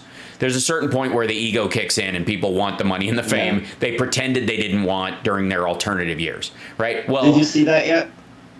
What, nobody? Yeah. No, I haven't yet. No. It's not bad. Yeah. That's the feeling I got looking at the trailer. It's not bad. His mistake was... Yeah, and it's got a couple of comedic moments. Right. But so does John Wick. Yes. Yeah, I mean, John Wick is... It's ballet. It's why everything's compared to John Wick is because John Wick is John Wick. That's right. But in terms of Louis C.K., what he did was he took what everybody was doing at Uncabaret and tarted it up for the masses. He found a way to make it the McDonald's version of that hamburger, right? Sure. And as awful and as edgy and oh my God, did he really say that? It's still a watered down version of what was said at Cabaret by Andy Dick and Blaine Capatch and Patton Oswalt and Dana Gould when they did those shows. That's what they did. So you tart it up, you find a watered down version, and you sell the sugar water because you can't sell a block of sugar, some brown food coloring, and a bottle of water to people. It's the mix that works, right? That's the magic, and that's what he managed to do, right? Do you know Blaine Capatch? He makes me laugh. I do. I don't think Blaine likes me though. That's a long story. Don't get me started. I don't know why. I mean, I think he does now. I think the I don't know what the grudge was for years. I really, really don't. But it existed. Guitar. Huh? He plays guitar. He does? Nice. Yeah. Well, he, like, for whatever reason, huge, weird, and we you know, because they were on the same lot as us doing the midnight show, whatever that was. At midnight. Yeah.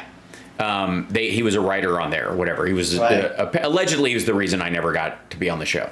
The primary reason, I suppose. But you know that, and I'm not in that clique, so whatever. Right. But the point being is that he ended up writing on that show, right?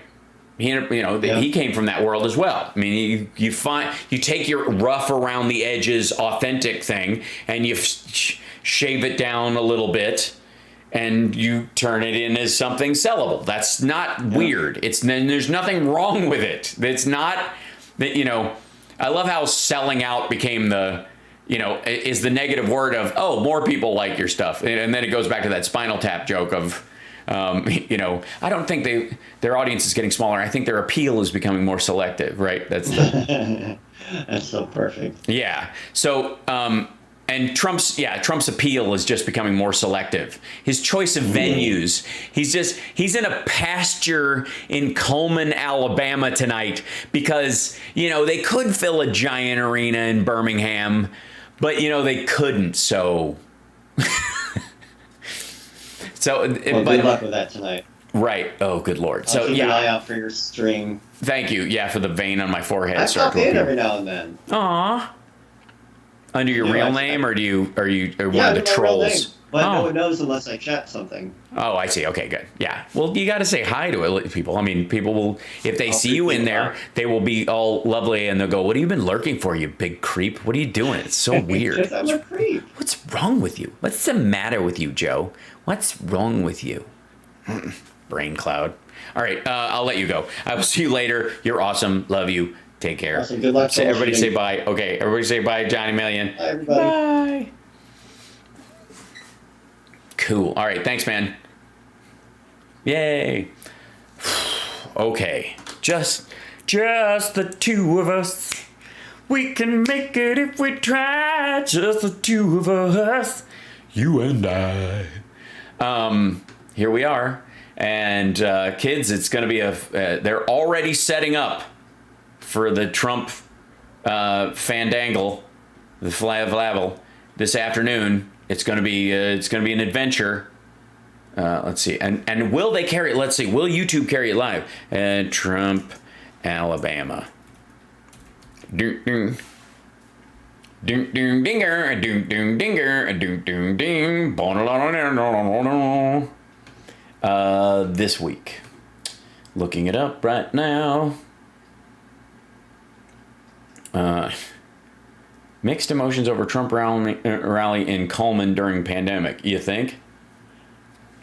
Monster COVID fest. State of emergency in Coleman ahead of Trump rally. With this, we've heard this.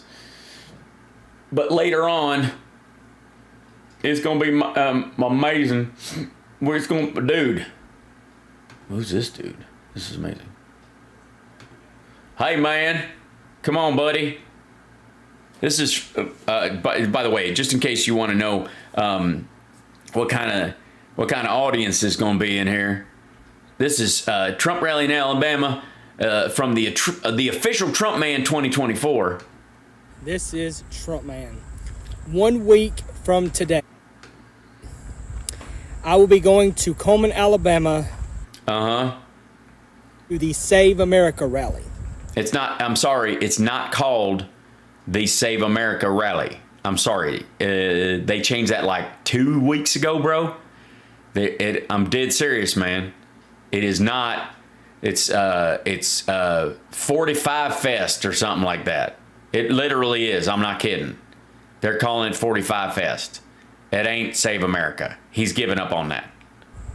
President Donald J. Trump, former, but sure, was America's greatest president. Okay, I'm with you so far, man. On greatest big, like great big, he was a great big fella. The best. Although I think Garfield had him in waist size, but that's only because Garfield didn't have access to a one of them fine Fifth Avenue girdles We ever had in the history of our nation. Well, that's good. I'm glad you're shitting on George Washington, who held the place together right after a Revolutionary War. But yeah, and screw Lincoln too, I suppose, right? Yeah. Well, I can understand why you wouldn't think he was good. He did a couple things you probably don't like. The president has been to Alabama multiple times. He's been to Tuscaloosa. He's been to Huntsville. He's been to... And it's weird that he can't fill a venue in any of those bigger cities. Bill, he's been all over the state. Yes. This is literally Trump country. Yes, it's also COVID country. It's also packed ICU country. It's also alligator bit my dick and I kind of liked it country. The people of Alabama love Donald J. Trump. Almost as they like being intubated. And he won this. But it's a close, man. It's close. Overwhelmingly. I know that the rally is going to be hype. It's going to be lit. It's going to be... Dude, it's going to be on fire. It's going to be like Fire Festival. It's going to be hot, lit, banging, flapping. It's going to be zim, zam, zoodled. The greatest thing I've ever been to. Yeah, that I believe. But that's only because you've never seen the Nuge live. Donald Trump is... Yeah, start back at the top. ...going to run in 2024. Yes, he probably will try to escape the country. Yeah. If he's out on bail at all. There's no doubt about it. There's no... Yeah, there's a lot of doubt about it. ...that this man is going to sit back and just watch America crumble to the ground. Well, that's true. He is not going to sit back and watch America crumble to the ground, because America is not going to crumble to the ground, actually. Everybody knows. The trouble I've seen. Everybody knows my BMI. What a horrible job Joe Biden is doing as president. Yeah, do they? All of them? All 66% of Republicans who want the infrastructure bill to pass? And Donald, all 70% of Americans who want out of Afghanistan? Trump is going to save us once again. From what? Being America? This rally is for Mo Brooks, a candidate. Where are you going? For the United States Senate. Uh-huh. Why can't Mo Brooks fill a venue if he's running for statewide office? He's running to replace retiring Senator Republican Richard Shelby. There's other... Where are you going? It's running, but Donald Trump has endorsed Mo Brooks. Uh-huh. And Mo Brooks will get my vote in the... Because I follow instructions.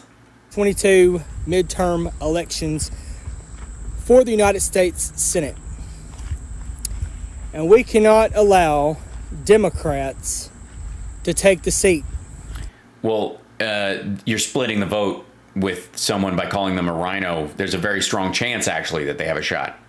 We cannot allow Democrats to turn Alabama into a liberal-run state. Define liberal-run state. Oh, you mean without, like, running out of ICU beds and shit like that? The other senator from Alabama, Tommy Tuberville, is doing a great job fighting for Alabama values, fighting for working families, fighting for more intubations, fighting for lower taxes, fighting for horse paste, fighting for good paying jobs. You mean by touting the money that he got from the rescue plan and touting the money you guys will get from the infrastructure bill without voting for it? I see. That's what fighting looks like, in case you guys were wondering. He is doing a great job. And when Tommy Tuberville runs for re-election, he will have my vote. All right. Well, thanks for that endorsement. Doing an outstanding job. Outstanding. He's outstanding. You know where he's not standing is in an ICU, because he wouldn't go anywhere near that place. For the people. And if he wanted to, there's no room. Of Alabama. So, let's all come together, Alabama. If you live in North Alabama or close to North Alabama, make your way to Coleman, Alabama next Saturday, August 21st, and let's get lit. I'm serious. Let's bake up, man. Come on. If you have not done PCP while watching Donald Trump, do you even MAGA, bro? Let's show these Democrats that Donald Trump will never be stopped. No matter what they try to do. Well, he stopped being president, for example. Donald Trump will never, ever, ever quit or give up on the American people. Well, he did, actually, for the record. Will never be able to take this man down because he's a fighter. No, other people won't need to take him down. He'll throw himself down a flight of stairs. He cares about the United States of America. Well, the rich parts. He literally cares. Literally. He literally cares. Well, then one would think that it would show up in his actions as opposed to just his rhetoric. You know what I mean? Like the America First thing would actually involve some policies. I'm sorry, tell me again where the China virus came from and how it got here. The man didn't have to run for president. Yeah, he did. It's a publicity thing for The Apprentice was going to get knocked off the air. Doesn't have to run again. That I agree. The man can just sell off into the sunset and he can sell off into the sunset? And enjoy his life. No, he can't just do that because he's got way too many debts. So he has to pretend that he's running for president for another 4 years so that folks like you keep giving him money. But he doesn't want to see America destroyed. Well, he won't have to. He doesn't want to see liberals turn our country into a socialist nation. That's not what he's saying, actually. He doesn't want us to be communist either. Yeah, neither do I. He loves the United States of America. Yeah, so do I. And I'm not worried about us becoming a socialist communist nation. And he loves our military. And he loves touching that part of Ivanka's hips, that curving. No. So I'm excited. Now, how come he does? Then why is it Biden that always ends his statements with "God protect our troops"? That never occurred to Trump. No. All right. And why would he pull them out last after the civilians have gotten out with no base left to evacuate from in Afghanistan, which was his alleged plan this week? I'm pumped. I can't wait. It's going to be hype. It's going to be, again, one of the best things I've ever been to. Well, I'm glad you've already decided. And by the way, I don't doubt it. I think this will probably be one of the best things you've ever been to, considering what else have you been to? But I'm close enough to him. I can't wait to hear this man speak. I've seen rallies. Yeah, I could wait, but I can guarantee what he's going to say. Do you think you're going to hear something new? On TV, and they look like an awesome damn time. And I know they're going to be awesome this time as well. Yeah, this is going to be one of the best rallies ever. You know what I mean? I could have gone to one of the big ones that was in like a couple years ago when they were in giant auditoriums. It would be so much better to be standing in a pasture and not allowed to bring an umbrella. It's going to be so good. This won't be President Trump's last visit to the state of Alabama. No, probably not. At a certain point, you go where the sucker money is. He'll be back on multiple occasions. Yeah, and he'll have something different to say each time. He is a... I agree crawfish is good. We can agree on that. Patriot. The man just doesn't quit. The news media thinks that they have... Well, yeah, he doesn't quit. He does golf an awful lot during important shit. Got him, and the man wakes up stronger and better and tougher than he did the day before. Yes, citation needed. The man is what it's all about. I'm very excited for how hyped you are on this. Very excited for your expectations. I know you think this is going to be awesome. I'm going to go out on a limb and say this is not going to be one of the best speeches he's ever given. I don't even think you're going to have a hard time arguing that he's better than he was yesterday when you see what happens tonight. I'm just going to go out on a limb. He cares. He genuinely cares about this country. And how? He doesn't want to see us fall apart. Well, we're not going to. So he doesn't really have to worry. So if he doesn't want us to fall apart, then why did he tell everybody to vote against the infrastructure bill? Be at the rally, let's all come together and let's right now over me celebrate Donald J. Trump, and let's all make sure that the Republican Party takes back the House and takes back the Senate in 2022, and let's make sure that Donald Trump is the Republican nominee in 2024. I'll see you on the next video. I can't wait. It's exciting. I just saw that come up in my potential feed and thought I would test the audio on it. Was there an echo on him the way there was on Johnny? Can anybody let me know? I was just doing an audio test and using you guys as guinea pigs. I feel awful, but it's very helpful. Oh my God. Oh, good Lord. Stop with yourself. By the way, if I may, the gathering has already started in Cullman, Alabama. This is where he's doing this rally. I'm certain that Trump couldn't be more excited to be in a pasture in Cullman, Alabama. Need Trump back in office. We need him back now. So let's... And, I got something on China. I can't do that. I can't. China. There's something about that is I've heard people. Now I'm not going to pretend like I'm an expert in foreign policy or on Afghanistan. I'm not. I'm just going to pontificate about this. And he's like, "Wait, you're not? I thought that's why you were here." What I've heard, what I think seems best. So I've heard a lot of concerns that by losing Afghanistan or any kind of like our U.S.-backed Afghan government, which we didn't think that was going to fall as quickly as it did. As quickly as it did. By losing that, we basically lose our little stronghold of what could have been a burgeoning democracy in the East. So it's centrally located near Russia and near China. And you said you didn't know anything about geopolitical issues. Shit, come on. Don't sell yourself short. Yes, by pulling out of Afghanistan, we lost the one chance for a burgeoning democracy in the East. And now, what is China going to do? Last year, they were already making some really strong moves to take over or to kind of move in on Taiwan, to move in on India, and they've already... To move in on India. Good luck with that. Taken over Hong Kong, and the world just kind of... Hong Kong is their territory.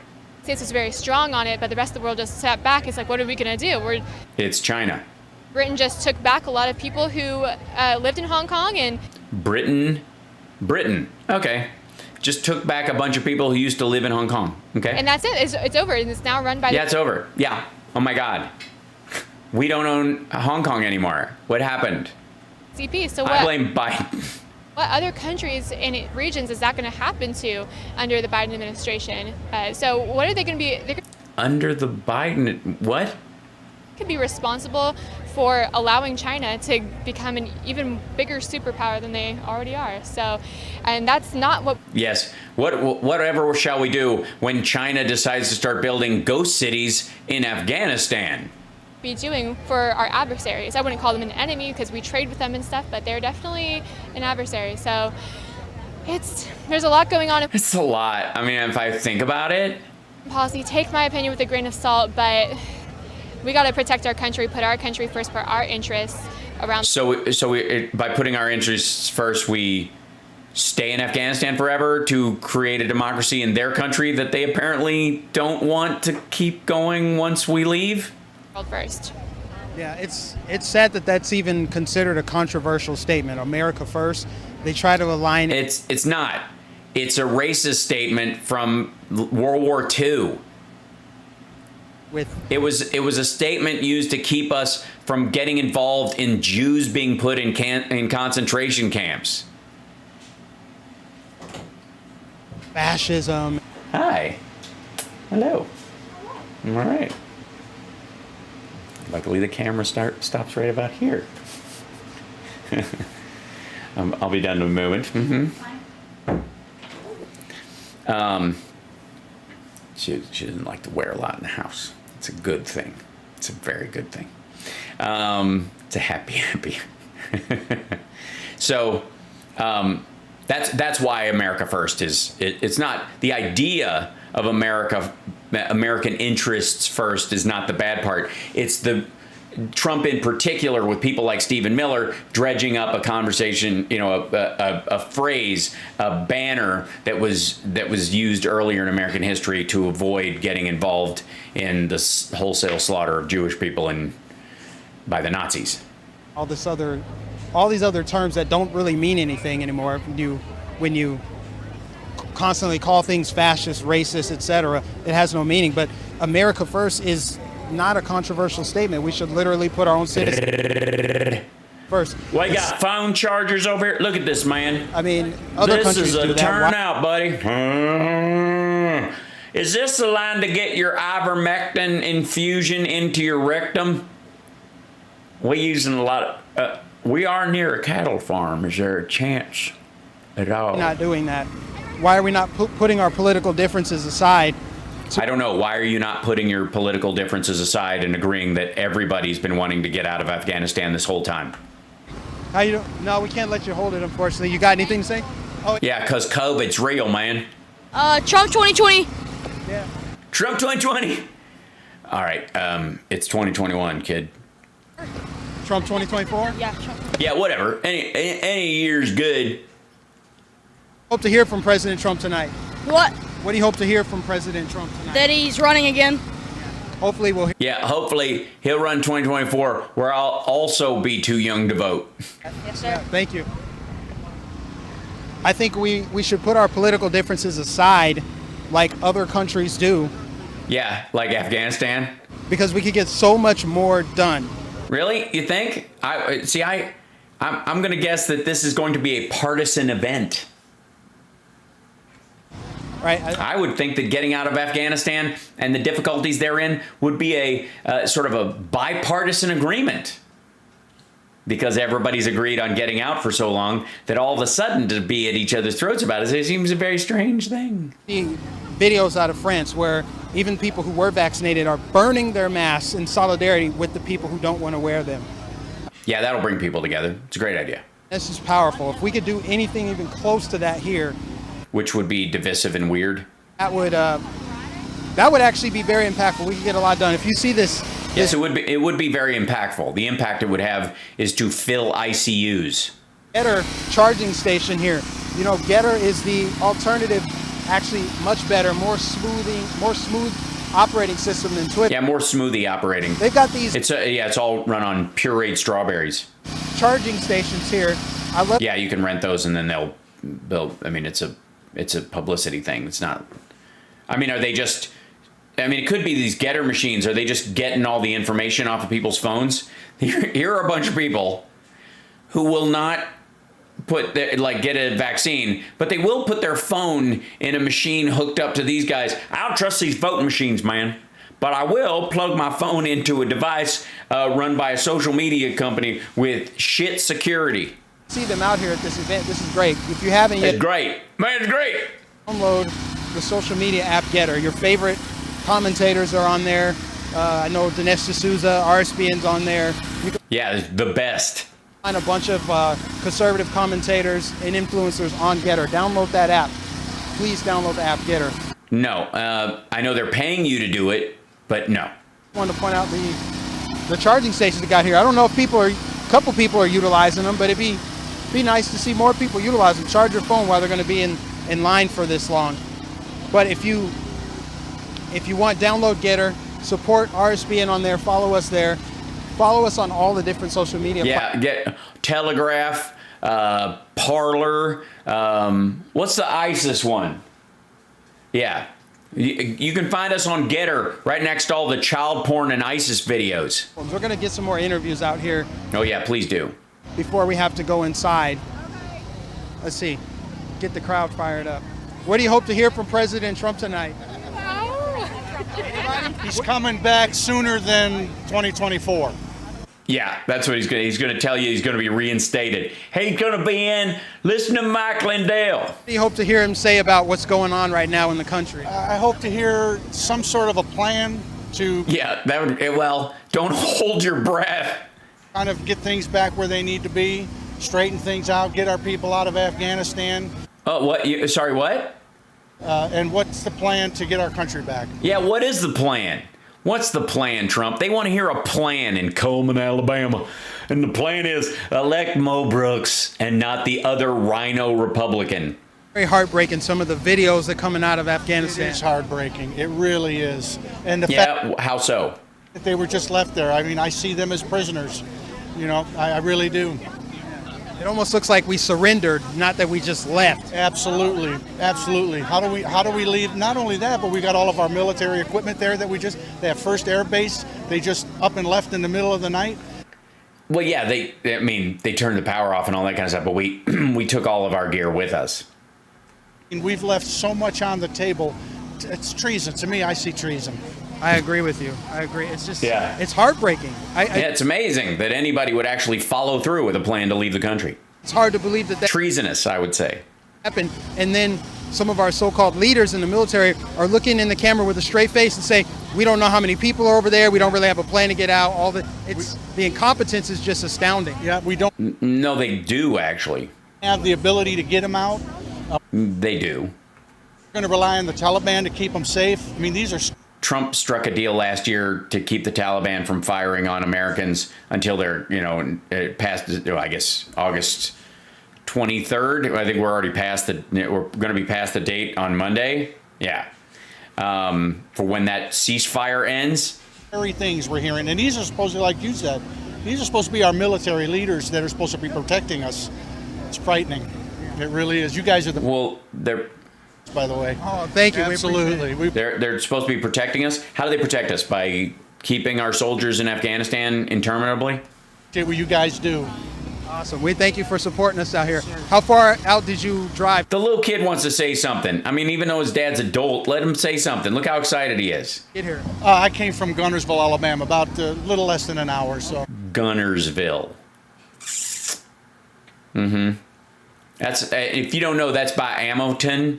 Right next to shoot yourself in the footville. It was nice to be so close this time. Yeah. Isn't it nice? So cool that he's come out. I appreciate the giant Confederate flag that fellow is wearing in the background. You know, America first. Yeah, because, I mean... Why are you have an American flag on the bill of your hat? Why are you not punching him in his fucking face?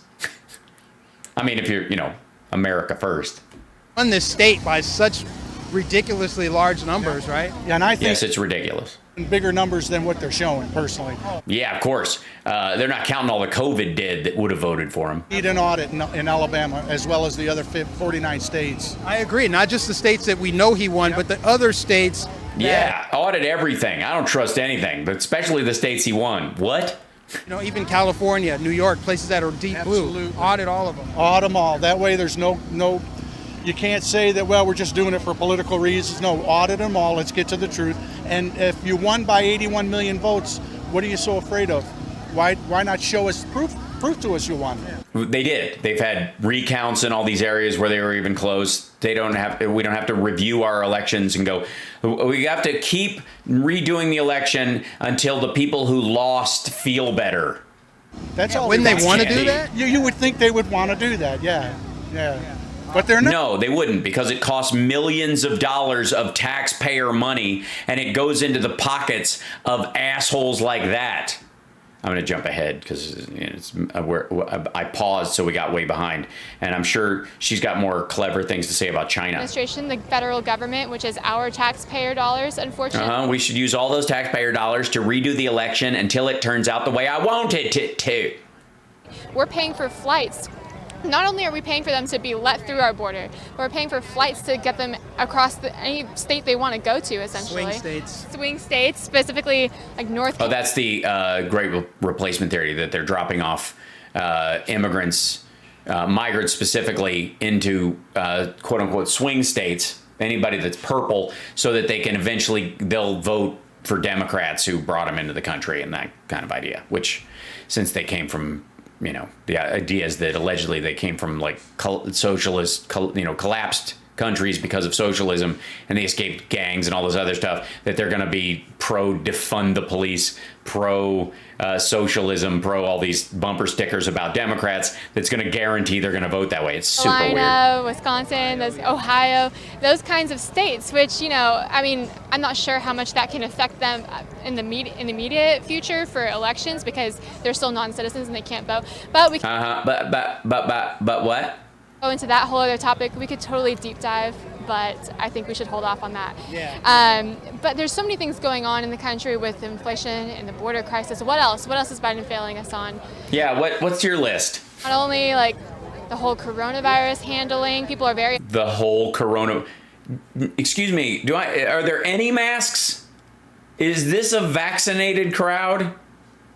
Do you know what Coleman, the emergency... all right, I don't even know why I'm... with him over that. He's already hit his lowest approval rating of his presidency after just 7 months. I think that's impressive, actually. How can you get that low of an approval rating and still be over Trump? That's weird. Months. You have to really... It's weird. The lowest of your approval rating of your presidency, still be higher than Trump. Something terrible. You have to really embrace the suck, and I think Biden has done that. And he said he was going to, quote, shut down the virus, and he hasn't done it. He said... Trump. Oh, he hasn't? He hasn't? California, part of the happy ending we didn't get to today was the fact that California's cases have stabilized in the Delta variant and it's on its way down. Cullman, Alabama, not so much. Doesn't have a plan to shut down. What do you think the odds are of a spike in Cullman? Virus? I do. Well, we're waiting for it. And by the way, embrace the suck is actually a motivational term. I know a couple of Marines who use it. A lot of people are like, this is the part of the workout that sucks, so you just learn to embrace it. So saying you embrace the suck is not a slam on someone. It's actually indicative of somebody who finds the hard stuff to do and dives right into it because they know it's worth it. So that's how dumb this is. Let me like if anything could sum up the chit chat passing off as punditry right here at the in a field in Cullman, Alabama, as people herd themselves to slaughter like cattle. It's like we can't take them seriously. Open borders. I mean, we don't have open borders. Birthday bashes for Obama and Martha's Vineyard, which is supposed to be underwater. All the hypocrisy and Martha's Vineyard is supposed to be underwater. Eyes that they traffic in, the fear. People are fed up with it. People can see through it. They're tired of it. I think the average normie out there that's just a casual observer of politics is now saying, Trump wasn't that bad, actually. Is that what they're saying? Because statistically and polling-wise, it's exactly the opposite of what they're saying. Gas prices were good. There weren't... When no one was going anywhere? Shortages, food shortages. There wasn't inflation. I'm sorry. There wasn't what? Prices were good. There weren't labor shortages, food shortages. There weren't labor shortages and food shortages. Does anybody remember the food lines last year, right when Trump was selling China all of our beef? There wasn't inflation. There wasn't inflation. There was, effectively a collapse of the entire economy. I had more money in my pocket. You did? Yes, I'm sure that Right Side was making way more money in super chats, which is how they stay afloat, by the way. And so do I, so thanks for helping. They were making a lot more when they were like, Trump's going to be president forever, until he lost. People, they've reached out and they said, Trump actually wasn't that bad. And that's good enough. They don't have to be diehard Trump fans. But if they can see... No, these are unlike these folks, which are die-easy Trump fans. They bring their own comorbidities to a super spreader event. It's really sweet. Literally the difference between Trump and Biden, that's good enough for me. And hopefully they make a better decision if and when he decides to run in 2024. He's not going to. I have a bit of a hot take. You tell me what you think about it. Oh boy. I'll just do this little bit and then I've got to go and I'll work on some of the other stuff because I'm going to live stream the actual speech later. Well, 8 years of the Obama-Biden presidency is what led people to get angry enough to go out in droves and vote for President Trump. Droves? He lost the popular vote. 2016 against Hillary Clinton in like one of the biggest upsets in political history.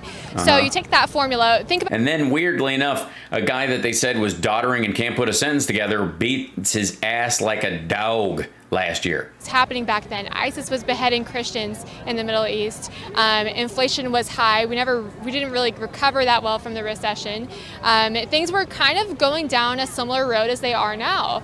As far as like infrastructure being taken care of and child poverty being cut in half, that kind of stuff. You know, if you compare what's going on now, 24 million people got health care that didn't have it. What was going on in 2014, 2015, it seems very similar, and it could be the perfect formula for another Trump win in 2024. Yeah, totally. This will be a wind-up. Think that people could get sick and tired enough in 4 years to make that happen? Absolutely. I think it has to get worse before it gets better, even though we don't want that. That's what it's going to take. It's kind of... Yeah. Welcome. He's the Black Susan Sarandon in a lot of ways. It's a mixed bag because for me, I'm like, how can people not already see it? But because we're not deluded lunatics. Same time, I'm like, well, you got to meet people where they are. If there's somebody that literally just... No, I'm not going to meet you where you are. You're at a super spreader event surrounded by people who are going to keel over in a town that is run out of ICU beds already. Doesn't understand that this man has destroyed the country in 7 months, reversed all of the good things that President Trump has done. Yeah, that was one of the upsides. Take something worse than what we're experiencing now for them to see it, then so be it. If that's what it takes, I mean... If America needs to burn so that America appreciates Donald Trump, I think, hand me the matches. It's just so patriotic, I'm overwhelmed. We just have to let it happen, I guess. It's like... Yeah, we just got to let the world burn and, just, see? We're going to continue waking people up, of course, but... Yeah, that's what you do. Things are going to get worse before they get better. Yeah, no, you're going to be... first, you're going to preach to the choir, and then you're going to yell at the choir that they're out of tune, and then you're going to yell, and there's no choir. That's how this plays out. So be it, but eventually people will see it. And that's the goal. The goal is to make people recognize it before it gets to that point, because we don't want things to get worse. Well, he does. Actually, that might be a worst-case scenario of what has to happen. Things get worse before they get better. But that's why we're here. That's why we go out to the rallies and we interview people to help other people understand the Trump movement and what this is The movement. about. It's not about... Yes, there is a wonderful Trump movement that we all need to take a part of. There we go. The man or Trump the billionaire. It's about Trump and what... Yeah, all those myths. Trump the man, Trump the billionaire. You know, those cartoons. He represents, which is freedom, liberty, God, faith, the American dream, America first. Has Trump been to church since he left office?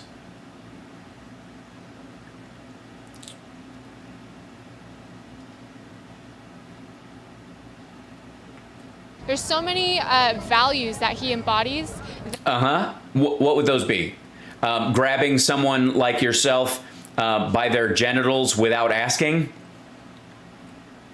People are just so first. Saying that a fellow like this, even if he had an accounting degree, should not be counting his money because he doesn't trust people who look like this to count his money. He wants the people, quote, with the small hats.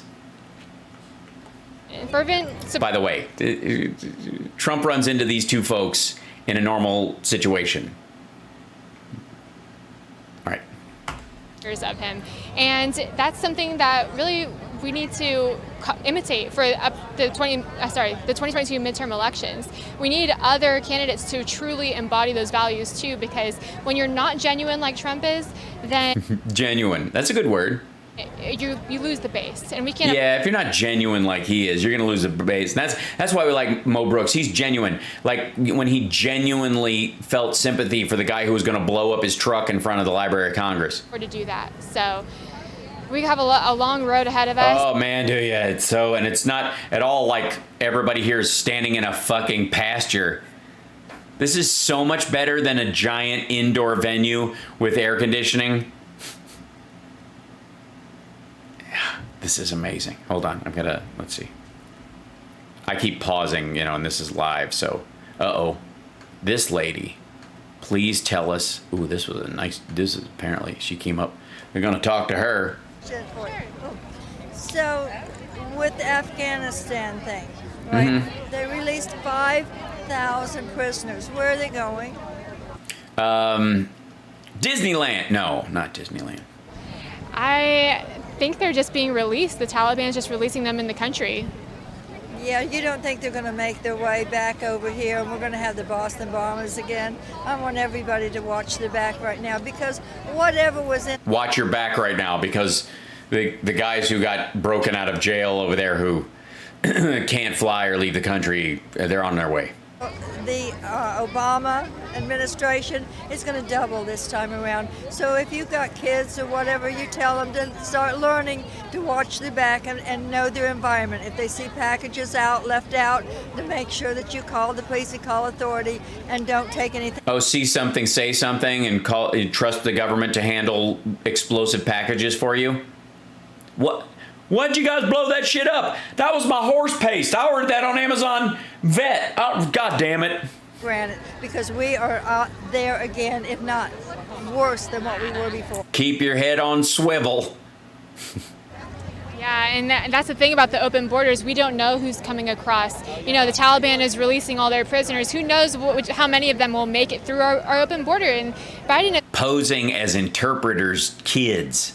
Biggest threat to national security. So we've already done that with them coming over with every kind of disease and bringing over, you know, all young men that are from who knows where they're going, doing whatever, you know.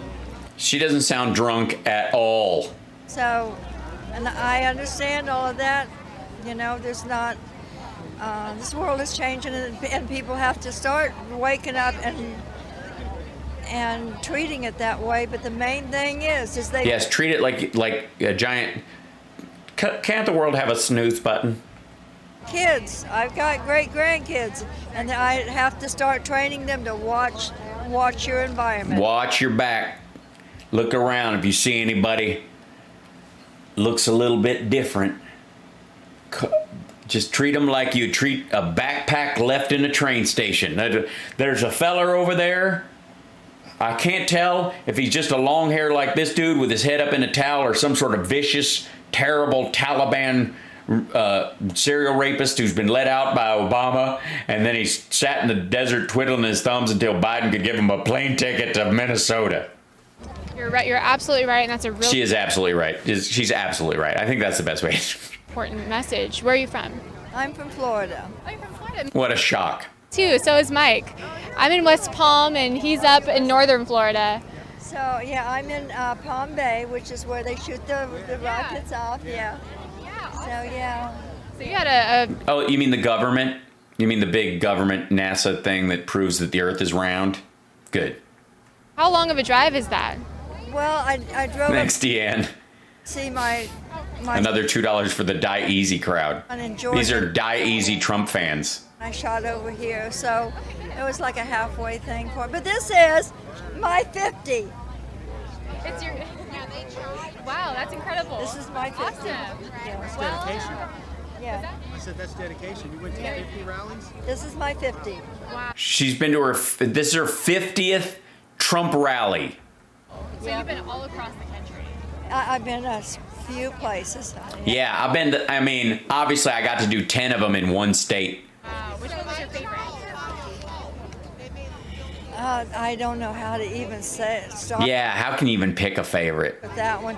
Well, one of the first ones they did. When a lot of people used to go. When he used to pay for the big venues because, well, we paid for him. Video of, you know, I'm not going to take it anymore. Video of the Trump. What if I'm in that video? Oh, you're in that. Oh, there you go. In that video. Wow. 15 minutes. So that one's a good one. But I think one of... Because I was seen right here. One of my favorite ones was the Orlando when he announced... Because it was close. When he announced that he would be running again. I think that was... Thank you, Francie. A good one for a lot of different reasons. But there wasn't one... that I would say, oh, yuck, too. You know, we come by excited. There's not one that I would say, oh, yuck, to. Every time it had occurred to her. Uplifted, and Oh, nice, Robert. Hi, Trump Robert. has done an amazing job. You know, After he left the office, he's done raising money off of you folks. an amazing job. I don't know how it'll go next time around, and I'm I do. hoping and praying every day that somewhere we will have somebody that comes out and that is not going to be a rhino, and I'm afraid of that. Yeah, that's it. Yeah, the rhinos are the worst. Yeah, hopefully he shits on those folks tonight.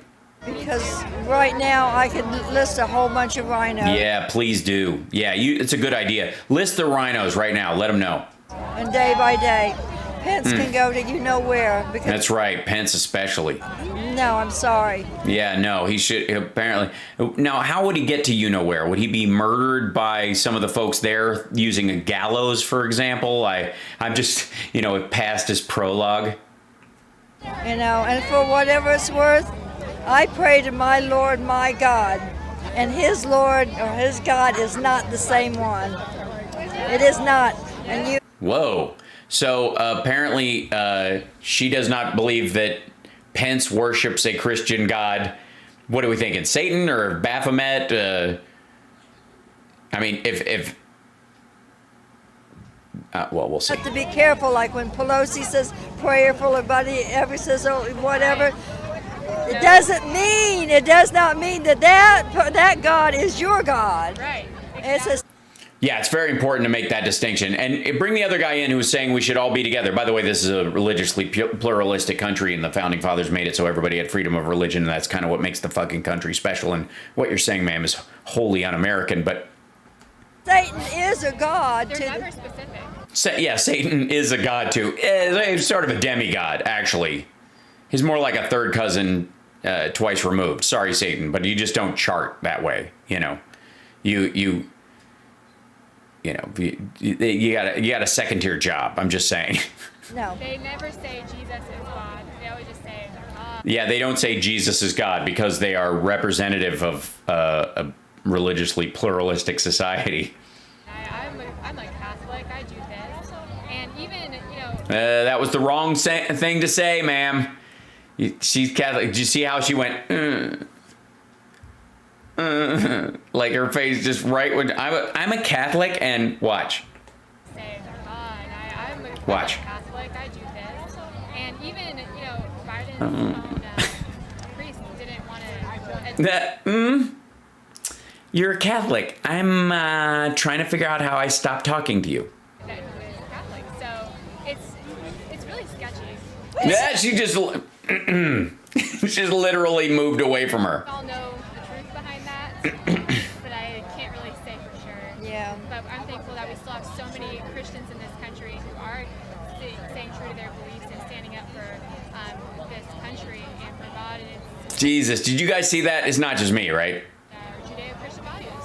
Exactly, and that's we got to get family back together, and they're allowing us, the liberals, whatever, they're allowing these Freedom? people to separate us. How do they separate you without your permission?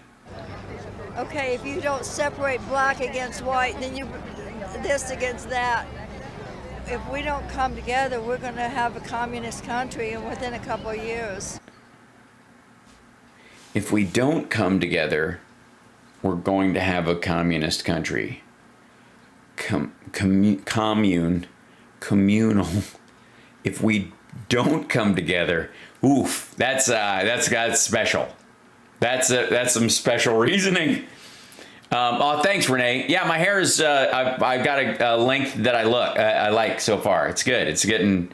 It's starting to have the proper drape. Now I want it to stay like this, and just then the length. You know what I mean? Like, whoops, I pulled my earphone out. You know what I mean? Just like here, yeah, something like that. What's she drinking? Gin and ivermectin. That's their goal. They want to. It's a gin hee-haw. It's divided. Exactly. And not only that, they're wanting, by the way, We do not want a civil war. We want a revolution.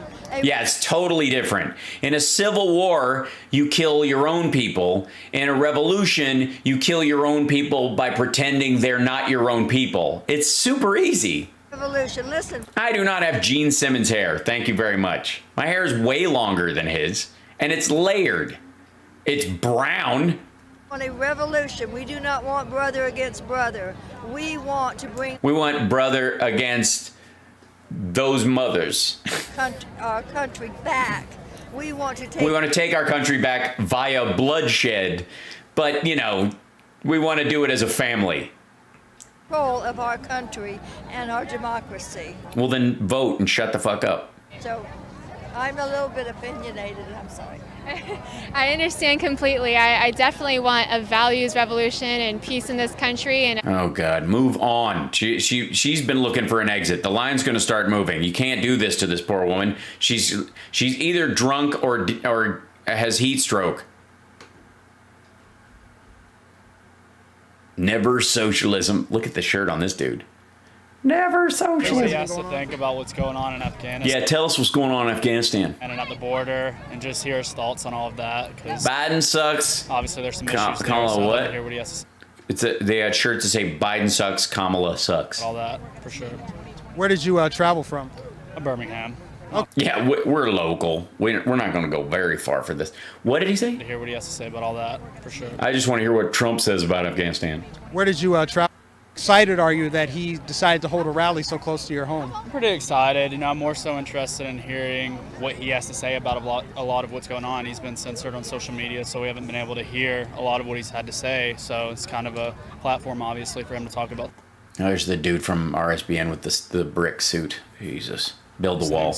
Yeah, I agree. I think there's like Which is not made of bricks. I don't know when he's going to get a suit that's made out of slats. endless These aren't slacks. They're slats. I like them. I painted them black myself.